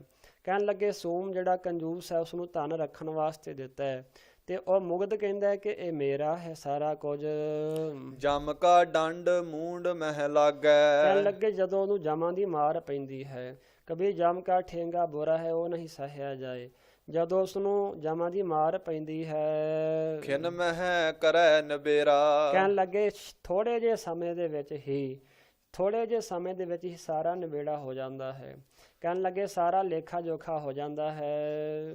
ਹਰ ਜਨ ਊਤਮ ਭਗਤ ਸਦਾਵੈ। ਕਹਿਣ ਲੱਗੇ ਜਿਹੜਾ ਹਰੀ ਦਾ ਜਨ ਹੈ, ਹਰੀ ਦਾ ਪਿਆਰਾ ਹੈ, ਭਗਤ ਊਤਮ ਸਦਾਵੈ। ਕਹਿਣ ਲੱਗੇ ਬੜਾ ਉੱਤਮ ਭਗਤ ਸਦਵਾਉਂਦਾ ਹੈ, ਕਿਉਂਕਿ ਜਿਹੜੀ ਪਰਮਾਤਮਾ ਦੀ ਬਾਣੀ ਹੈ ਇਹ ਵੀ ਬਹੁਤ ਉੱਤਮ ਹੈ, ਬੜੀ ਵੱਡੀ ਹੈ, ਬੜੀ ਮਹਾਨ ਹੈ। ਤੇ ਜਿਵੇਂ ਹਮਾਂਜੋ ਪੰਛੀ ਦੇ ਜਿਹੜੇ ਖੰਭ ਹੁੰਦੇ ਨੇ ਨਾ, ਜਿਵੇਂ ਉਹ ਤੀਰਾਂ ਨੂੰ ਲੱਗ ਜਾਣ, ਜਿਸ ਵੀ ਚੀਜ਼ ਨੂੰ ਲੱਗ ਜਾਣ ਉਹਦੇ ਦੇਸ਼ ਵਿੱਚ ਉਹ ਚੀਜ਼ ਚਲੀ ਜਾਂਦੀ ਹੈ। ਇਸੇ ਤਰ੍ਹਾਂ ਜੋ ਧੁਰ ਕੀ ਬਾਣੀ ਹੈ ਇਹ ਸੱਚਖੰਡ ਤੋਂ ਆਈ ਹੈ, ਉੱਤਮ ਹੈ, ਸ੍ਰੇਸ਼ਟ ਹੈ, ਵੱਡੀ ਹੈ। ਤੇ ਜਿਹੜਾ ਵੀ ਬਾਣੀ ਦੇ ਨਾਲ ਲੱਗਦਾ ਹੈ, ਪਾਰਸ ਲੋਹੇ ਨੂੰ ਪਾਰਸ ਨਹੀਂ ਬਣਾ ਸਕਦਾ, ਸੋਨਾ ਤੇ ਬਣਾ ਸਕਦਾ ਹੈ, ਪਰ ਜਿਹੜਾ ਬਾਣੀ ਨਾਲ ਲੱਗ ਜਾਏ ਬਾਣੀ ਉਸ ਨੂੰ ਆਪਣਾ ਰੂਪ ਹੀ ਬਖਸ਼ ਦਿੰਦੀ ਹੈ। ਹਰ ਜਨ ਦੋ ਏਕ ਹੈ, ਬੇਬੇ ਵਿਚਾਰ ਕਛ ਨਾ ਹੈ। ਕਹਿਣ ਲੱਗੇ ਇਸ ਤਰ੍ਹਾਂ ਹਰ ਜਨ ਉੱਤਮ ਭਗਤ ਸਦਾਵੈ। ਪਰਮਾਤਮਾ ਜਦੋਂ ਦਾਸ ਹਨ ਨਾ ਉਹ ਸਾਰਿਆਂ ਤੋਂ ਉੱਤਮ ਭਗਤ ਸਦਵਾਉਂਦੇ ਹਨ, ਸਾਰੇ ਉਹਨਾਂ ਨੂੰ ਬੜੇ ਚੰਗਾ ਆਖਦੇ ਹਨ। ਆਗਿਆ ਮਨ ਸੁਖ ਪਾਈ। ਕਿਉਂਕਿ ਉਹ ਪਰਮੇਸ਼ਰ ਦੀ ਆਗਿਆ ਮੰਨਦੇ ਨੇ, ਪਰਮੇਸ਼ਰ ਦੀ ਆਗਿਆ ਹੁਕਮ ਵਿੱਚ ਰਹਿੰਦੇ ਨੇ। ਜੋ ਕੁਝ ਵੀ ਪਰਮੇਸ਼ਰ ਉਹਨਾਂ ਨੂੰ ਆਗਿਆ ਕਰਦਾ ਹੈ ਤੇ ਪਰਮੇਸ਼ਰ ਦੀ ਆਗਿਆ ਨੂੰ ਉਹ ਖਿੜੇ ਮੱਥੇ ਪ੍ਰਵਾਨ ਮੰਨਦੇ ਨੇ, ਤਾਂ ਕਰਕੇ ਉਹਨਾਂ ਨੂੰ ਸੁੱਖ ਹੁੰਦਾ ਹੈ। ਜੋ ਤਿਸ ਭਾਵੈ ਸਤ ਕਰ ਮੰਨੈ। ਜੋ ਵੀ ਪਰਮੇਸ਼ਰ ਨੂੰ ਭਾਉਂਦਾ ਹੈ ਉਹ ਪਰਮੇਸ਼ਰ ਦੇ ਕੀਤੇ ਹੋਏ ਨੂੰ ਸਤ ਕਰਕੇ ਮੰਨਦੇ ਨੇ। ਜੇ ਸੁੱਖ ਆ ਜਾਏ ਤੇ ਬਹੁਤਾ ਖੁਸ਼ ਨਹੀਂ ਹੁੰਦੇ, ਜੇ ਦੁੱਖ ਆ ਜਾਏ ਤੇ ਪਰਮੇਸ਼ਰ ਨੂੰ ਉਲਾਮੇ ਨਹੀਂ ਦਿੰਦੇ। ਉਹ ਤੇ ਸਾਧ ਸੰਗਤ ਜੀ ਸਦਾ ਇੱਕ ਰਸ ਰਹਿੰਦੇ ਨੇ, ਸੁੱਖ ਵਿੱਚ ਵੀ ਉਸ ਪਰਮੇਸ਼ਰ ਨੂੰ ਯਾਦ ਰੱਖਦੇ ਨੇ, ਦੁੱਖ ਵਿੱਚ ਵੀ ਉਸ ਪਰਮੇਸ਼ਰ ਨੂੰ ਯਾਦ ਰੱਖਦੇ ਨੇ, ਹਰ ਵੇਲੇ ਸਿਮਰਨ ਕਰਦੇ ਨੇ, ਕਿਸੇ ਵੀ ਅਵਸਥਾ ਵਿੱਚ ਉਸ ਪਰਮੇਸ਼ਰ ਨੂੰ ਭੁੱਲਦੇ ਨਹੀਂ। ਕਿਉਂਕਿ ਸਾਧ ਸੰਗਤ ਜੀ ਸੁੱਖ ਵਿੱਚ ਉਹ ਕਿਉਂ ਨਹੀਂ ਖੁਸ਼ ਹੁੰਦੇ? ਕਿਉਂਕਿ ਉਹਨਾਂ ਨੂੰ ਪਤਾ ਹੈ ਜੇ ਇਹ ਸੁੱਖ ਆਇਆ ਇਹ ਪਰਮੇਸ਼ਰ ਦੀ ਦਿੱਤੀ ਹੋਈ ਦਾਤ ਹੈ। ਉਹ ਦਾਤ ਨਾਲ ਨਹੀਂ ਜੁੜਦੇ, ਦਾਤੇ ਨਾਲ ਜੁੜਦੇ ਨੇ। ਤੇ ਦੁੱਖ ਵਿੱਚ ਵੀ ਉਹ ਉਦਾਸ ਕਿਉਂ ਨਹੀਂ ਹੁੰਦੇ? ਦੁੱਖ ਵਿੱਚ ਵੀ ਸਤ ਸੰਗਤ ਜੀ ਉਹ ਪਰਮੇਸ਼ਰ ਦਾ ਪਾਣਾ ਮੰਨਦੇ ਨੇ ਕਿ ਇਹ ਪਰਮੇਸ਼ਰ ਦਾ ਕੋਈ ਪਾਣਾ ਹੈ, ਸਾਡੇ ਕੀਤੇ ਹੋਏ ਕਰਮਾਂ ਅਨੁਸਾਰ ਇਹ ਸਾਨੂੰ ਜੋ ਕੁਝ ਮਿਲ ਰਿਹਾ ਹੈ। ਤੇ ਜਦੋਂ ਗਲਤੀ ਅਸੀਂ ਆਪ ਕਰਾਂਗੇ ਫਲ ਵੀ ਸਾਨੂੰ ਭੋਗਣਾ ਪਏਗਾ। ਇਸ ਤਰ੍ਹਾਂ ਥੋੜ੍ਹਾ ਹੁੰਦਾ ਹੈ ਕਿ ਗਲਤੀ ਅਸੀਂ ਕਰੀਏ ਫਲ ਕੋਈ ਹੋਰ ਭੋਗੇ। ਜੇ ਸਾਡੇ ਮਾੜੇ ਮਨ ਦੇ ਭਾਗ ਨੇ, ਅਸੀਂ ਭੈੜੇ ਕਰਮ ਕੀਤੇ ਨੇ, ਦੁੱਖ ਵੀ ਸਾਨੂੰ ਭੋਗਣਾ ਪਏਗਾ, ਕਿਸੇ ਹੋਰ ਨੂੰ ਨਹੀਂ। ਇਸ ਕਰਕੇ ਉਹ ਪਰਮੇਸ਼ਰ ਦੀ ਸਦਾ ਰਜਾ ਵਿੱਚ ਰਹਿੰਦੇ ਨੇ ਤੇ ਸੁੱਖ ਲੈਂਦੇ ਨੇ, ਖੁਸ਼ ਰਹਿੰਦੇ ਨੇ। ਜੋ ਕੁਝ ਪਰਮੇਸ਼ਰ ਨੂੰ ਭਾਉਂਦਾ ਹੈ ਉਸ ਨੂੰ ਖਿਹੜੇ ਮੱਥੇ ਪ੍ਰਵਾਨ ਮੰਨਦੇ ਹਨ ਭਾਣਾ ਮਨ ਵਸਾਈ। ਤੇ ਪਰਮੇਸ਼ਰ ਦਾ ਭਾਣਾ ਹੀ ਉਹਨਾਂ ਨੇ ਸਤ ਸੰਗਤ ਜੀ ਮਨ ਵਿੱਚ ਵਸਾਇਆ ਹੋਇਆ ਹੈ। ਉਹ ਇਹ ਹੀ ਕਹਿੰਦੇ ਨੇ ਜੋ ਕੁਝ ਵੀ ਹੋ ਰਿਹਾ ਹੈ ਪਰਮੇਸ਼ਰ ਦਾ ਭਾਣਾ ਵਰਤ ਰਿਹਾ ਹੈ, ਪਰਮੇਸ਼ਰ ਦਾ ਭਾਣਾ ਵਰਤ ਰਿਹਾ ਹੈ ਤੇ ਸਤ ਸਤ ਕਰਕੇ ਪਰਮੇਸ਼ਰ ਦੇ ਭਾਣੇ ਨੂੰ ਮੰਨਦੇ ਹਨ। ਕਹੈ ਕਬੀਰ ਸੁਣੋ ਰੇ ਸੰਤੋ। ਭਗਤ ਕਬੀਰ ਸਾਹਿਬ ਜੀ ਕਹਿੰਦੇ ਨੇ ਹੇ ਸੰਤ ਜਨੋ ਸੁਣੋ, ਮੇਰੀ ਮੇਰੀ ਝੂਠੀ। ਕਹਿਣ ਲੱਗੇ ਅਸੀਂ ਜਿਹੜੀ ਮੇਰੀ ਮੇਰੀ ਕਰਦੇ ਆ ਨਾ, ਆ ਵੀ ਮੇਰਾ ਹੈ, ਆ ਵੀ ਮੇਰਾ ਹੈ, ਕਹਿਣ ਲੱਗੇ ਸਭ ਕੁਝ ਝੂਠ ਹੈ, ਸੱਚਾ ਇਹਦੇ ਵਿੱਚ ਕੁਝ ਨਹੀਂ। ਇਸ ਕਰਕੇ ਤੁਸੀਂ ਕਹਿੰਦੇ ਹੋ ਆ ਘਰ ਵੀ ਮੇਰਾ ਹੈ, ਇਹ ਧੀਆਂ ਪੁੱਤਰ ਵੀ ਮੇਰੇ ਨੇ, ਆ ਜ਼ਮੀਨ ਵੀ ਮੇਰੀ ਹੈ, ਆ ਪੈਸੇ ਵੀ ਮੇਰੇ ਨੇ, ਇਹ ਗੱਡੀਆਂ ਵੀ ਮੇਰੀਆਂ ਨੇ, ਇਹ ਮੇਰਾ ਮੇਰਾ ਜਿਹੜਾ ਹੈ ਨਾ ਇਹ ਝੂਠੀ ਗੱਲ ਹੈ। ਮੇਰਾ ਇੱਥੇ ਕੁਝ ਵੀ ਨਹੀਂ। ਕਬੀਰ ਮੇਰਾ ਮੁਝ ਮਹਿ ਕਿਛ ਨਹੀਂ, ਜੋ ਕਿਛ ਹੈ ਸੋ ਤੇਰਾ। ਚਿਰਗਟ ਫਾਰ ਚਟਾਰਾ ਲੈ ਗਇਓ। ਕਹਿਣ ਲੱਗੇ ਪਿੰਜਰਾ ਜਿਹੜਾ ਤੋੜ ਕੇ ਚਟਾਰਾ ਜਿਹੜਾ ਚਿੜਾ ਜਾਂ ਤੋਤਾ ਹੈ ਇਸ ਨੂੰ ਸਾਧ ਸੰਗਤ ਜੀ ਲੈ ਗਏ। ਪਾਣੀ ਵਾਲੀ ਠੂਠੀ ਤਾਗਰੀ ਚੋਗੇ ਵਾਲੀ ਠੂਠੀ ਜਿਹੜੀ ਹੈ, ਕਹਿਣ ਲੱਗੇ ਇਸੇ ਤਰ੍ਹਾਂ ਚਿਰਗਟ ਦਾ ਅਰਥ ਹੁੰਦਾ ਹੈ ਤੇ ਸਾਧ ਸੰਗਤ ਜੀ ਪਿੰਜਰਾ। ਇਸੇ ਤਰ੍ਹਾਂ ਫਾਰ ਦਾ ਅਰਥ ਹੁੰਦਾ ਤੋੜ ਕੇ, ਚਟਾਰਾ ਲੈ ਗਇਓ ਜਿਹੜਾ ਚਿੜਾ ਜਾਂ ਤੋਤਾ ਉਸ ਨੂੰ ਲੈ ਜਾਈਦਾ ਹੈ। ਤਰੀ ਤਾਗਰੀ ਛੂਟੀ। ਕਹਿਣ ਲੱਗੇ ਇਸੇ ਤਰ੍ਹਾਂ ਤਰੀ ਤਾਗਰੀ ਟੂਟੀ, ਕਹਿਣ ਲੱਗੇ ਤਰੀ ਪਾਣੀ ਵਾਲੀ ਜਿਹੜੀ ਠੂਠੀ ਹੈ, ਤਾਗਰੀ ਚੋਗੇ ਵਾਲੀ ਠੂਠੀ। ਇਹ ਭਗਤ ਕਬੀਰ ਸਾਹਿਬ ਜੀ ਦ੍ਰਿਸ਼ਟਾਂਤ ਦੇ ਰਹੇ ਨੇ। ਜਿਸ ਵੇਲੇ ਬਿੱਲਾ ਪਿੰਜਰੇ ਨੂੰ ਤੋੜ ਕੇ ਚਿੜੇ ਨੂੰ ਲੈ ਗਿਆ ਤੇ ਤਾਂ ਕਹਿਣ ਲੱਗੇ ਪਾਣੀ ਵਾਲੀਆਂ ਜੋ ਚੋਗੇ ਵਾਲੀਆਂ ਸਭ ਠੂਠੀਆਂ ਠਾਠੀਆਂ ਛੁੱਟ ਜਾਂਦੀਆਂ ਹਨ। ਰਾਸਾ ਹਮ ਸਕੀਨ ਖੁਦਾਈ ਬੰਦੇ। ਭਗਤ ਕਬੀਰ ਸਾਹਿਬ ਜੀ ਜੋ ਸਾਨੂੰ ਸਿੱਖਿਆ ਦੇ ਰਹੇ ਨੇ, ਜੋ ਸਾਨੂੰ ਸਮਝਾ ਰਹੇ ਨੇ, ਉਹ ਸਾਧ ਸੰਗਤ ਜੀ ਭਗਤ ਕਬੀਰ ਸਾਹਿਬ ਜੀ ਦੀ ਸਿੱਖਿਆ ਨੂੰ ਅੱਛੇ ਢੰਗ ਨਾਲ ਪ੍ਰਾਪਤ ਕਰੋ। ਅੱਛੇ ਢੰਗ ਨਾਲ ਸਮਝਣ ਦਾ ਯਤਨ ਭਗਤ ਕਬੀਰ ਸਾਹਿਬ ਜੀ ਦੀ ਬਾਣੀ ਨੂੰ ਕਰੋ। ਭਗਤ ਕਬੀਰ ਸਾਹਿਬ ਜੀ ਕਹਿ ਰਹੇ ਨੇ ਹਮ ਮਸਕੀਨ ਖੁਦਾਈ ਬੰਦੇ। ਹੈ ਖੁਦਾ ਦੇ ਬੰਦੇ, ਅਸੀਂ ਮਸਕੀਨ ਗਰੀਬ ਹਾਂ, ਅਸੀਂ ਗਰੀਬ ਹਾਂ। ਹਮ ਮਸਕੀਨ ਖੁਦਾਈ ਬੰਦੇ, ਅਸੀਂ ਖੁਦਾ ਦੇ ਬੰਦੇ ਹਾਂ, ਗਰੀਬ ਹਾਂ, ਸਾਡੇ ਵਿੱਚ ਕੁਝ ਵੀ ਨਹੀਂ, ਸਭ ਕੁਝ ਪਰਮੇਸ਼ਰ ਦਾ ਦਿੱਤਾ ਹੋਇਆ ਹੈ। ਤੁਮ ਰਾਜਸ ਮਨ ਭਾਵੈ। ਇਸੇ ਤਰ੍ਹਾਂ ਸਾਨੂੰ ਤਾਂ ਤੇਰਾ ਜਸ ਕਰਨਾ ਹੀ ਮਨ ਵਿੱਚ ਪਾਉਂਦਾ ਹੈ। ਅੱਲਹ ਅਵਲ ਦੀਨ ਕੋ ਸਾਹਿਬ। ਸਭ ਤੋਂ ਅਵਲ ਪਹਿਲੇ ਪ੍ਰਮਾਤਮਾ ਗਰੀਬਾਂ ਦਾ ਮਾਲਕ ਹੈ ਤੇ ਇਸੇ ਤਰ੍ਹਾਂ ਹਰ ਜਗ੍ਹਾ ਗਰੀਬਾਂ ਦੀ ਪੁਕਾਰ ਪਹਿਲੇ ਸੁਣਦਾ ਹੈ ਉਹ। ਜੋਰ ਨਹੀਂ ਫਰਮਾਵੈ। ਤੇ ਸਤਿਗੁਰੂ ਮਹਾਰਾਜ ਨੂੰ ਜਿਹੜਾ ਅਸੀਂ ਜ਼ੋਰ ਨਾਲ ਆਖੀਏ, ਸਤਿਗੁਰੂ ਮਹਾਰਾਜ ਦੇ ਅੱਗੇ ਜੇ ਅਸੀਂ ਜ਼ੋਰ ਲਾਈਏ ਉਹ ਗੱਲ ਬਣਦੀ ਨਹੀਂ। ਜੇ ਅਸੀਂ ਪੁਕਾਰ ਕਰੀਏ, ਜਿਹੜੀ ਵੀ ਪੁਕਾਰ ਅਸੀਂ ਉਸ ਪਰਮੇਸ਼ਰ ਦੇ ਚਰਨਾਂ ਵਿੱਚ ਕਰਾਂਗੇ, ਉਸ ਪਰਮੇਸ਼ਰ ਦੇ ਚਰਨਾਂ ਵਿੱਚ ਕੀਤੀ ਹੋਈ ਪੁਕਾਰ ਜਿਹੜੀ ਹੈ ਉਹ ਪਹੁੰਚ ਜਾਏਗੀ ਤੇ ਪੁਕਾਰ ਸੁਣੇਗਾ। ਫਿਰ ਕਾਜੀ ਬੋਲਿਆ ਬਨ ਨਹੀਂ ਆਵੈ। ਹੈ ਕਾਜੀ ਤੇਰੇ ਨਾਲ ਸਾਡਾ ਬੋਲਿਆ ਬਨ ਨਹੀਂ ਆਉਂਦਾ। ਰਹਾਉ ਰੋਜਾ ਧਰੈ ਨਿਵਾਜ ਗੁਜ਼ਾਰੈ। ਕਹਿਣ ਲੱਗੇ ਭਾਈ ਤੂੰ ਰੋਜੇ ਧਰਦਾ ਤੇ ਇਸੇ ਤਰ੍ਹਾਂ 5 ਵੇਲੇ ਨਮਾਜ਼ਾਂ ਵੀ ਪੜ੍ਹਦਾ ਹੈ। ਕਲਮਾ ਪਿਸਤ ਨਾ ਹੋਈ। ਕਹਿਣ ਲੱਗੇ ਇਸੇ ਤਰ੍ਹਾਂ ਪਰ ਦਿਲ ਦੀ ਸਫਾਈ ਤੋਂ ਬਿਨਾ ਅਤੇ ਪੱਖਵਾਦ ਬਿਨੇ ਤੋਂ ਬਿਨਾ ਤੈਨੂੰ ਬੈਸਤ ਦੀ ਪ੍ਰਾਪਤੀ ਨਹੀਂ ਹੋਣੀ। 70 ਕਾਬਾ ਕਟ ਹੀ ਭੀਤਰ। ਇਸੇ ਤਰ੍ਹਾਂ ਹ੍ਰਿਦਯ ਦੇ ਅੰਦਰ ਹੀ ਜੇ ਕੋਈ ਪੁਰਸ਼ ਅੰਤਰਮੁਖ ਬਿਰਤੀ ਕਰਨੀ ਜਾਣੇ ਤਾਂ ਇੱਕ ਵਾਰ ਵੀ 70 ਵੇਰੀ ਕਾਬੇ ਵਿੱਚ ਜਾਣ ਦਾ ਮਹਾਤਮ ਉਸ ਨੂੰ ਪ੍ਰਾਪਤ ਹੁੰਦਾ ਹੈ। ਜੇਕਰ ਜਾਣੈ ਕੋਈ। ਪਰ ਜੇ ਕੋਈ ਇਸ ਗੱਲ ਨੂੰ ਜਾਣਦਾ ਹੋਵੇ ਉਸ ਨੂੰ ਵੀ ਪ੍ਰਾਪਤ ਹੁੰਦਾ ਹੈ। ਨਿਵਾਜ ਸੋਈ ਜੇ ਨਿਆਓ ਵਿਚਾਰੈ। ਕਹਿਣ ਲੱਗੇ ਇਸੇ ਤਰ੍ਹਾਂ ਜਿਹੜੀ ਨਿਵਾਜ ਹੈ ਸੋਈ ਹੈ। ਕਹਿਣ ਲੱਗੇ ਨਮਾਜ਼ ਇਸ ਦਾ ਨਾਮ ਨਹੀਂ ਹੈ, ਨਮਾਜ਼ ਇਸ ਦਾ ਨਾਮ ਨਹੀਂ ਹੈ ਜੋ ਵਿੰਗੇ ਟੇਢੇ ਹੋ ਕੇ ਝੁਕਦਿਆਂ ਰਹਿਣਾ ਹੈ। ਕਹਿਣ ਲੱਗੇ ਜੇ ਮਨ ਵਿੱਚ ਸਾਡੇ ਸੰਕਲਪ ਹਨ, ਵਿਕਲਪ ਹਨ, ਜੇ ਸਾਡੇ ਮਨ ਵਿੱਚ ਖੋਟ ਹੈ ਤੇ ਨਮਾਜ਼ ਪੜ੍ਹ ਕੇ ਵੀ ਕੀ ਕਰਾਂਗੇ? ਐਵੇਂ ਝੁਕਣ ਦਾ ਨਾਮ ਨਮਾਜ਼ ਥੋੜ੍ਹਾ ਹੈ ਕਿ ਅਸੀਂ ਬਾਹਰੋਂ ਝੁਕੀ ਜਾਈਏ, ਅੰਦਰ ਸਾਡਾ ਝੁਕੇ ਨਾ, ਮਨ ਨਾ ਝੁਕੇ। ਮਨ ਵਿੱਚ ਹੰਕਾਰ ਹੋਵੇ, ਈਰਖਾ ਹੋਵੇ, ਨਿੰਦਿਆ ਹੋਵੇ, ਚੁਗਲੀ ਹੋਵੇ ਤੇ ਬਾਹਰੋਂ ਝੁਕੀ ਜਾਈਏ, ਉਸ ਨੂੰ ਨਮਾਜ਼ ਨਹੀਂ ਆਖਿਆ ਜਾਂਦਾ। ਕਲਮਾ ਅਕਲ ਹੈ ਜਾਣੈ। ਕਹਿਣ ਲੱਗੇ ਭਾਈ ਜੋ ਨਿਆਂ ਦਾ ਵਿਚਾਰਨਾ ਹੈ ਨਾ, ਅਸਲ ਨਮਾਜ਼ ਦਾ ਪੜ੍ਹਨਾ ਉਹੀ ਹੈ ਜੋ ਨਿਆਂ ਦਾ ਵਿਚਾਰਨਾ ਹੈ, ਜੈਸਾ ਕਿ ਗੁਰੂ ਸਾਹਿਬ ਜੀ ਨੇ ਆਖਿਆ ਹੈ। ਪੰਚੋ ਮੁਸ ਮੁਸੱਲਾ ਵਿਛਾਵੈ। ਕਹਿਣ ਲੱਗੇ ਇਸੇ ਤਰ੍ਹਾਂ ਕਾਮ ਜਿਹੜਾ ਹੈ, ਕ੍ਰੋਧ ਹੈ, ਲੋਭ ਹੈ। ਜਿਹੜਾ ਤੁਸੀਂ ਥੱਲੇ ਮੁਸੱਲਾ ਕੱਪੜਾ ਵਿਛਾਉਂਦੇ ਹੋ ਨਾ, ਮੁਸੱਲਾ ਕਹੀਏ ਜੋ ਸਾਡੇ ਮੁਸਲਮਾਨ ਵੀਰ ਹਨ, ਉਹ ਜਦੋਂ ਸਾਧ ਸੰਗਤ ਦੀ ਨਮਾਜ਼ ਨੂੰ ਪੜ੍ਹਦੇ ਨੇ, ਨਮਾਜ਼ ਅਦਾ ਕਰਦੇ ਨੇ, ਉਹਦੇ ਥੱਲੇ ਇੱਕ ਕੱਪੜਾ ਵਿਛਾਉਂਦੇ ਨੇ ਤਾਂ ਜੋ ਸੁੱਚੀ ਜਗ੍ਹਾ ਮੰਨ ਕਰਕੇ ਜਾਂ ਕੱਪੜੇ ਉੱਤੇ ਬੈਠ ਕਰਕੇ ਉਹ ਪਰਮੇਸ਼ਰ ਦੀ ਸਿਫਤ ਸਲਾਹ ਕਰਦੇ ਨੇ, ਉਸ ਅੱਲਾ ਨੂੰ ਯਾਦ ਕਰਦੇ ਨੇ। ਭਗਤ ਕਬੀਰ ਸਾਹਿਬ ਜੀ ਕਹਿੰਦੇ ਨੇ ਭਾਈ ਥੱਲੇ ਕੱਪੜਾ ਤੇ ਵਿਛਾ ਲਿਆ, ਪਰ ਜਿਹੜੇ ਅੰਦਰ 5 ਕਾਮ ਕ੍ਰੋਧ ਲੋਭ ਮੋਹ ਹੰਕਾਰ ਨੇ ਉਹ ਤਾਂ ਸਿਰ ਤੇ ਚੜੀ ਬੈਠੇ ਨੇ। ਇਸ ਕਰਕੇ ਜੇ ਤੁਸੀਂ ਮੁਸੱਲੇ ਦੇ ਥਾਂ ਤੇ ਕਾਮ ਨੂੰ, ਕ੍ਰੋਧ ਨੂੰ, ਲੋਭ ਨੂੰ, ਮੋਹ ਨੂੰ, ਹੰਕਾਰ ਨੂੰ ਮੁਸੱਲਾ ਬਣਾ ਕੇ ਆਪਣੇ ਥੱਲੇ ਵਿਛਾ ਲਓ ਤੇ ਗੱਲ ਬਣ ਜਾਏਗੀ। ਤਬ ਤਉ ਦੀਨ ਪਛਾਨੈ। ਕਹਿਣ ਲੱਗੇ ਇਸੇ ਤਰ੍ਹਾਂ ਫਿਰ ਆਪਣੇ ਵਸ ਕਰਨਾ ਕਰੇ। ਫਿਰ ਇਹ ਕਹਿਣ ਲੱਗੇ ਹੇਠਾਂ ਮੁਸੱਲਾ ਆਸਣ ਵਿਛਾਵੇ ਤਦ ਇਹ ਦੀਨ ਧਰਮ ਪਰਮੇਸ਼ਰ ਨੂੰ ਪਛਾਣ ਲਵੇਗਾ।